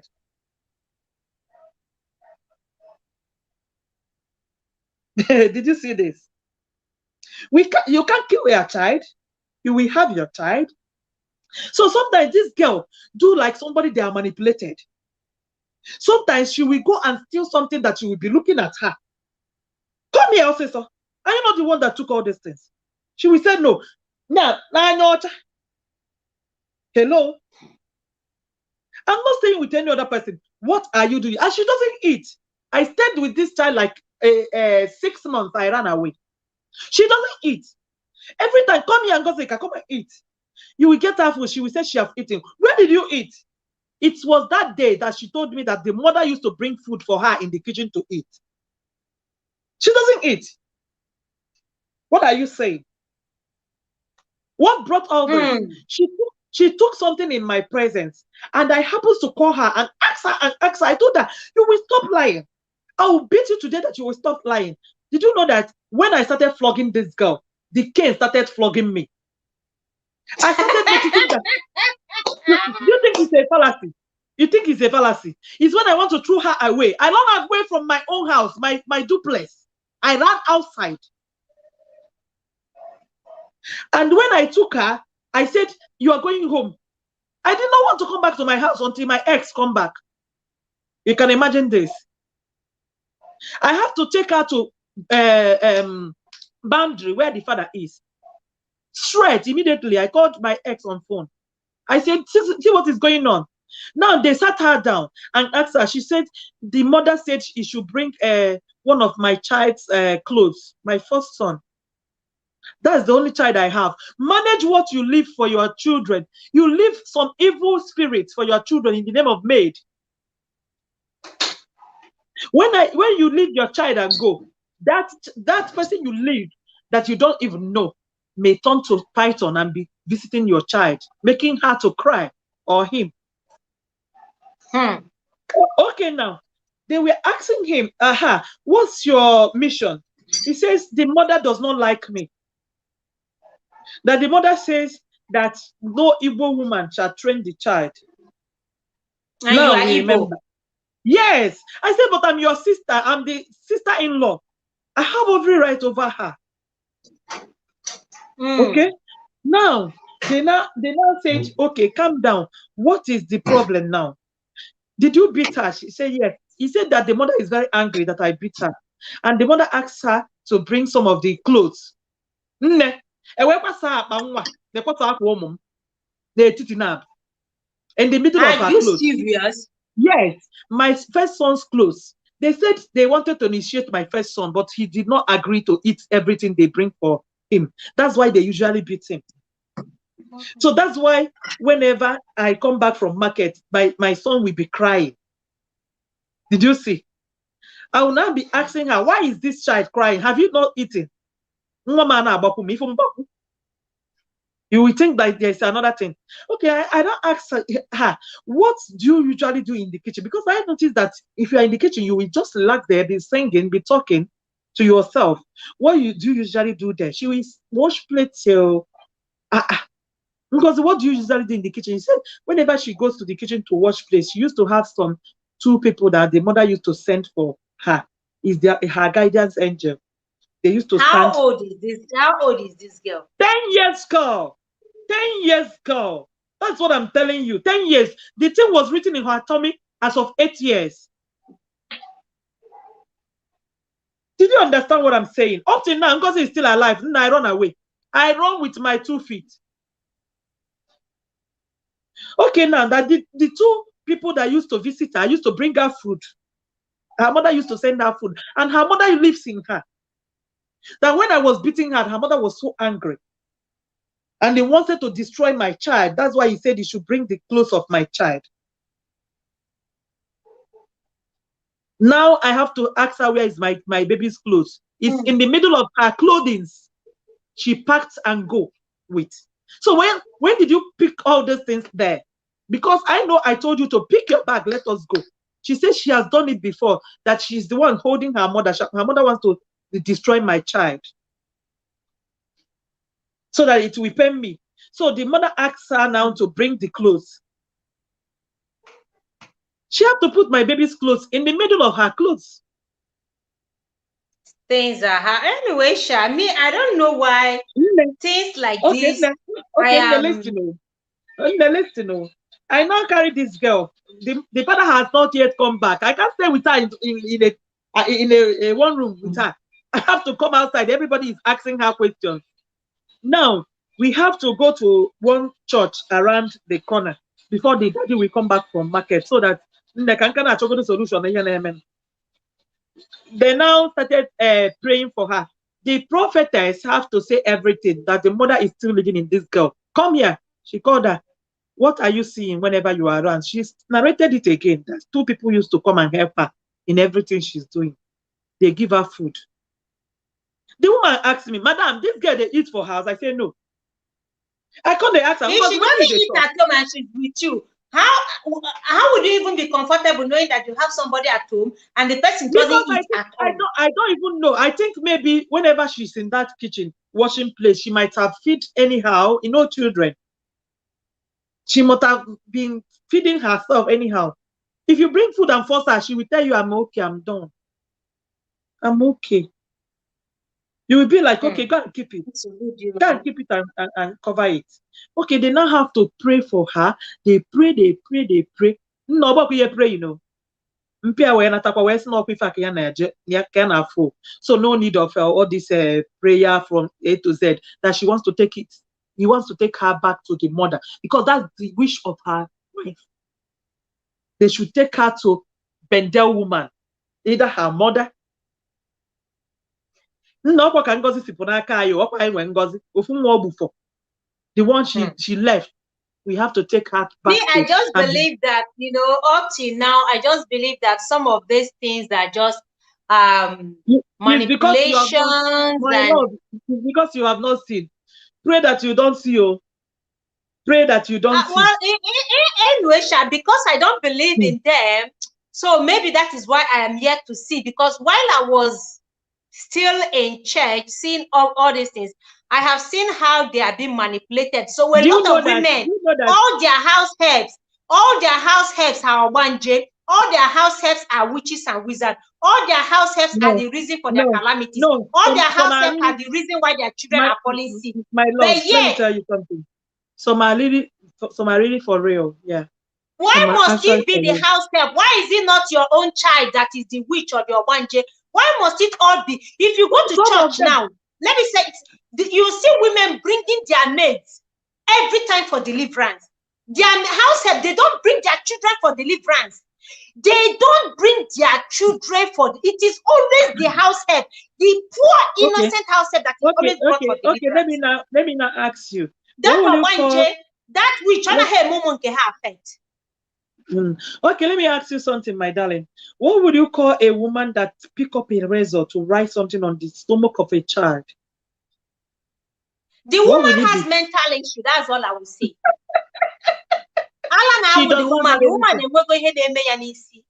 She's not all right. Let me call her name for you, Amina. God forbid. You know that the non-tenants, can I shock you? Have you even given it a thought that may not be razor? Because I lived in the north. The non-tenants have this thing that they used to write. I have one auntie, Maybatu. They use it to write on their bodies a lot. It's very tiny. They use it to write. She says she uses razor. What will be bringing out the bleeding? Is it not razor? That one you're talking about, does it bring out bleeding? I don't know. I just know that the non-tenants write on their body. No, they leave a lot of marks, a lot of write-ups on their body. Look at this write-up here. This is a tattoo, right? Yeah. If you do this, you can never bleed. You're not bleeding. No. You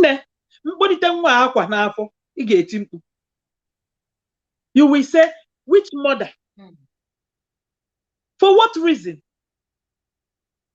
But one thing I am saying here is that a lot of times these madams, if you go to churches for deliverance today, all of them bring their housemaids for deliverance. It is either the housemaid is flying, or the housemaid is eating in the dream, or the housemaid is the reason why their children cries, or the housemaid is the reason why their children are not doing well in school. It is always the housemaid. Yes, what you're saying is right. You are actually right. That's what I'm telling you now, that some are still true. It's not all. And I just told you my experience. Until date, Ngozika knows that she's possessed. And nobody have ever been able to save her. I don't want to say this one in English. And leave all these their deliverance and all those things. Oh yeah, you.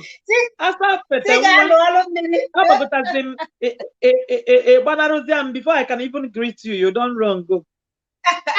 No, she already told me before now that she has a meeting she wants to attend. So I was even surprised she stayed this long on the I was street. even about to greet her before she left. Because she was already trying to leave before now. Well, anyways, I think we should just say that. A good topic. You are busy bringing a good topic. So, what am I to say? That's why I'm jumping in up and down. Yes, so jump in and enjoy it. Jump in, because you see, seriously, one way or the other, we don't know what life holds for any of us. So if we pay goodness forward, that's this thing I believe in. Paying it forward. Mother Megezi, or if your life has been blessed or touched, pay it forward. Everything has a price. It's a law of nature. If you are doing something bad, definitely the price is there tomorrow. One cannot escape it. Okay.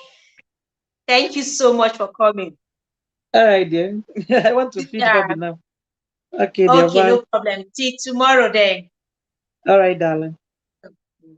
So one thing in life is this: whatever you do, there is a price. There is a price for whatever we do in life. If you don't pay it today, you are going to pay the price tomorrow. You can't run away from it. If you have a maid, you're watching me right now, you have a maid you're maltreating, believe it, one way or the other, you're going to pay the price. And I pray your children will not be the ones to pay the price, because he who leads a sour grape or soured orange The mouth of the person should be set at edge, or the teeth should be set at edge, not the children. But unfortunately, some of the things we do as human, our children end up paying the price. They end up being the ones to pay the price. But if you don't pay for it today, you're going to pay for it tomorrow, one way or the other. So if you're a madam out there, you have a maid, please, the world will be a better place if we learn to treat maids properly. If we learn to treat maids like human beings that they are. If we learn to see them as humans, not as animals. Even if the maid is bad, your good heart, your goodwill towards her can help change her. The same way your children are not perfect. The same way your child will wash a plate and break the plate. The same way your child will not be able to sweep properly. The same way your little child won't be able to wash properly. The same way your child will carry water and break the basin. That is the same way that child is made, because that child, that maid you are bringing is a child. Even as adults, we make mistakes. So why would you pounce and pounce and pounce and leave marks and scars on the body of another because of one simple mistake? Why would you stab a maid, a young child, from it? You stab the child because they broke a plate while washing the dishes. Why would you send another person's child to go sleep under the cold, under the rain, exposed to all manner of dangers because they burnt a pot of soup? There are different ways you can discipline a maid. What if anything happens to that maid outside there? You said maybe it's just for 1 hour. Within 5 minutes, anything can happen. And then you'll be behind bars. You use that child. Let's have a human heart. In whatever we do in life, let's remember that there's a prize. There is a price for anything we do. Maids, househelp, servants, they are all human beings. If you know you cannot treat another person's child well, then you don't need to bring that person. Why would you need a maid when you know your heart is filled with bias, bitterness, and anger? Why? Why subject a maid to all manner of ill treatment? For a minor mistake, you take blade. For a minor mistake, you use hot iron. For a minor mistake, you use hot coal. For a minor mistake, you use knife. For a minor mistake, you bring plank or bottles. These are human beings. Have you asked yourself, what will become of my children, God forbid, if I leave this world? You will not be there to protect them. You don't know where they will end up. You don't know what tomorrow holds for you and I. We don't have control. So the only thing we can do and wish for is to be good, so that goodness will follow our children, our offspring as well. The goodwill, the good things you do in this life will speak for you tomorrow. That people will look at you and say, this woman, look at the way she's treating her maid. You will not even know she's a house help. She takes care of her maid. She provides for her maid. Her maid is always happy. This is what we need. The society will be a better place if we all can join hands together and do the right thing. If we all can join mouths together and speak out against wickedness. And the organizations in charge, like NAPTI, wake up. I know they're trying, but they're not doing enough. Whatever they're doing is not enough. They need to apprehend those people and make them pay so that others will learn. It's not enough to just arrest someone and you release the person the next week. Make them pay, make them spend months behind bars. That way, others who are doing the same will be careful, knowing fully well that justice will be served. You can't run away from karma. Unfortunately, you can't. You might think you're enjoying it today. You're going around enjoying your wickedness. You don't know what tomorrow holds. So let's be careful. Love covers. Love can win anybody over. With a good heart, with love, you can change that your maid that has a wicked heart towards you or your children. And maids, Before I leave, if you are a maid, do your job. Do your work. Just be good. You don't know what tomorrow, this same person that took you in can be your savior, can be the one that will transform your life, that will change your life for good and make your life better. But when you go out with wickedness in your heart, meting a wickedness on your madam's children, you're going to pay for it. Nothing goes unpunished. Nothing, absolutely nothing. Whatever you do, whatever you sow, you will reap. Do your best. And if you know you can no longer stay there, it is better you leave. Quit that job instead of paying back for evil. Quit that job. Look for somewhere better. Another place where you'll be well treated. I leave you guys with this. And I want to say once again, it pays to be good. Pay it forward. Let love lead. Let that love conquer all. Be you a madam, please change. Change today. Oh God, man, it is time. It's about time you wake up also and look at what is happening in your home. You are the head of the home. It is your duty and your responsibility to oversee the affairs of everyone. If you can look at your children every day, if you are the man living at home, you can look at your children every day. You see they're well nourished. You see they're doing fine. Why can't you look at your maid, that little girl that was handed over to you, that little nephew of yours, that little niece of yours that is living with you? Have you seen how she's macheting? Have you seen how he's macheting? Have you seen the skin drying up? Have you seen the head, the head with ringworms and dandruffs? Have you seen their dressing? Ask yourself, if you are not there tomorrow or your wife is not there tomorrow, where will your own children end up? Where? How will they be treated? Treat others the way you want them to treat you or treat your children in the future. Don't pretend you don't know what is going on. Don't turn a blind eye. When you see it, say it. Even if your wife wants to leave, then let her leave. I mean, you have saved a life, you have saved a soul. Speak, tell your wife the truth. Don't pretend and sugarcoat it. One, you are doing what you are doing is wrong. If you name it danger, it's not right. Gary's retired life, thank you so much for joining. I appreciate you. Thanks, please kindly click the like. Speak to your wife. Let her know if she's the one maltreating your maid and you know your wife is doing that to your maid. Why don't you speak to your wife and tell her the truth that what she's doing to your maid is wrong? That maid is a human being. It could be your own child tomorrow. It could be your daughter. It could be your son tomorrow. Why keep quiet and watch another person's child suffer under your roof and you go to bed? How do you sleep? You are the head of the home. It is your duty. Don't pretend and say you don't see it. Even if you come back from work very late, please, once in a while, call your mate and look at her. Look at him. See how they are faring. Ask questions. Discuss with them. It's going to help instead of pretending you don't know what is happening. When the chiefs are down, you equally will pay the price. It's not just the wife. I have seen men apprehended with their wives on this account because the maid is living under your roof. That house help is living under your roof.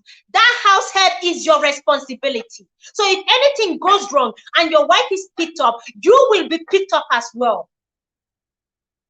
Stop aiding and pretending you don't know what's going on under your roof. But when anything happens to your own child, you are quick to take action.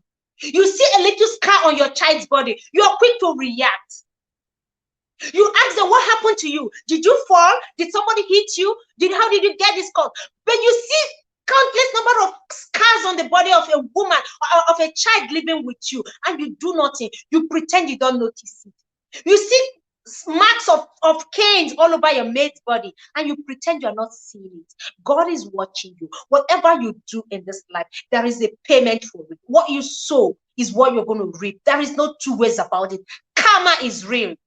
I say to you tonight, before you go to bed and you're watching me right now, if you're doing this, please, it's about time you stop. And if you know anyone doing it, we all must all hands must be on deck. We all must speak out. If you see someone maltreating another person's child, speak out. Don't say it's none of your business. Don't say, well, it's their problem. You are equally responsible, because it's as if, someone else seen your child being maltreated and keeping quiet.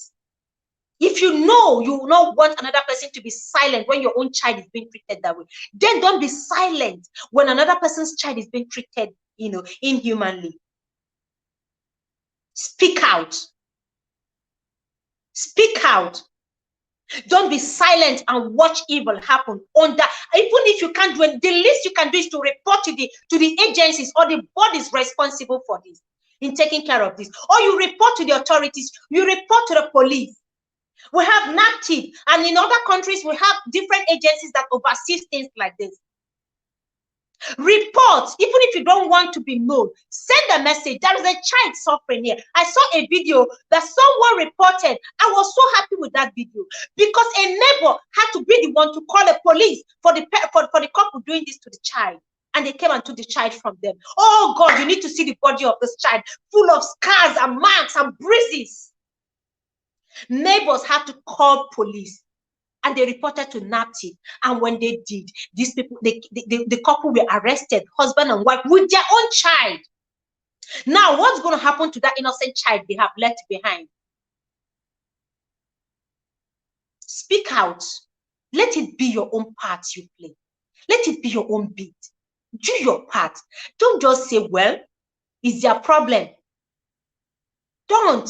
Speak out when there is need to speak out. And you, the man, will sit up to your responsibility. That maid is your responsibility. You need to also talk to your wife. And you, the wife, if you notice your husband is molesting a child, hey, how do you sleep as a woman watching your husband molest an innocent child under your roof?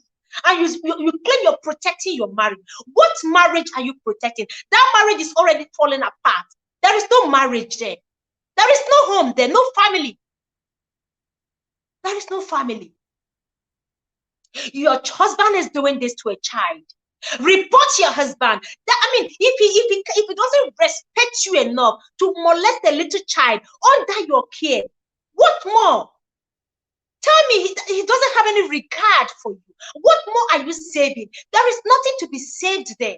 The marriage is gone. You are living with an animal, with a beast, not a husband. If you're protecting your husband against an innocent child, oh, your days of reckoning is coming. The day you're going to answer for it is coming. If you choose your husband over a child being molested, that child is going to cry out tomorrow. Her tears, God will hear her cries, and you will definitely pay. There is no marriage for you to see. That marriage will still pack up, and you'll be shamed and humiliated. Don't conceal evil because he's your husband. Don't cover up wickedness because you are trying to protect a marriage. What is marriage? Marriage is supposed to be a commitment between two people, a husband and wife, who respect and trust one another, who respect each other, who keep the vow, who has value for each other. That is what marriage is all about. That is the marriage I will protect. That is the marriage I will fight for. That is the marriage I will do anything to protect. Not a marriage where the man has no regard for me. Why should I protect him? Because I want to answer Mrs., a married woman. Hello. I would rather be single or a divorcee than live with someone that molests children. I will never do that. And you should never do that. There is no reward. Please, let it stop. And the necessary bodies, the bodies, the organizations that are in charge of this, you need to wake up and do more. Wake up and do more. So that these little girls, these little boys that are being taken as maids, househelps, and domestic help will not have to suffer like this. Let somebody fight for them. Some of them are orphans. Some have no hope. They have no one. Nobody. It is you and I that can save those children. It is you and I that can help them out of this. It is you and I that can make this world a better place for them to live in.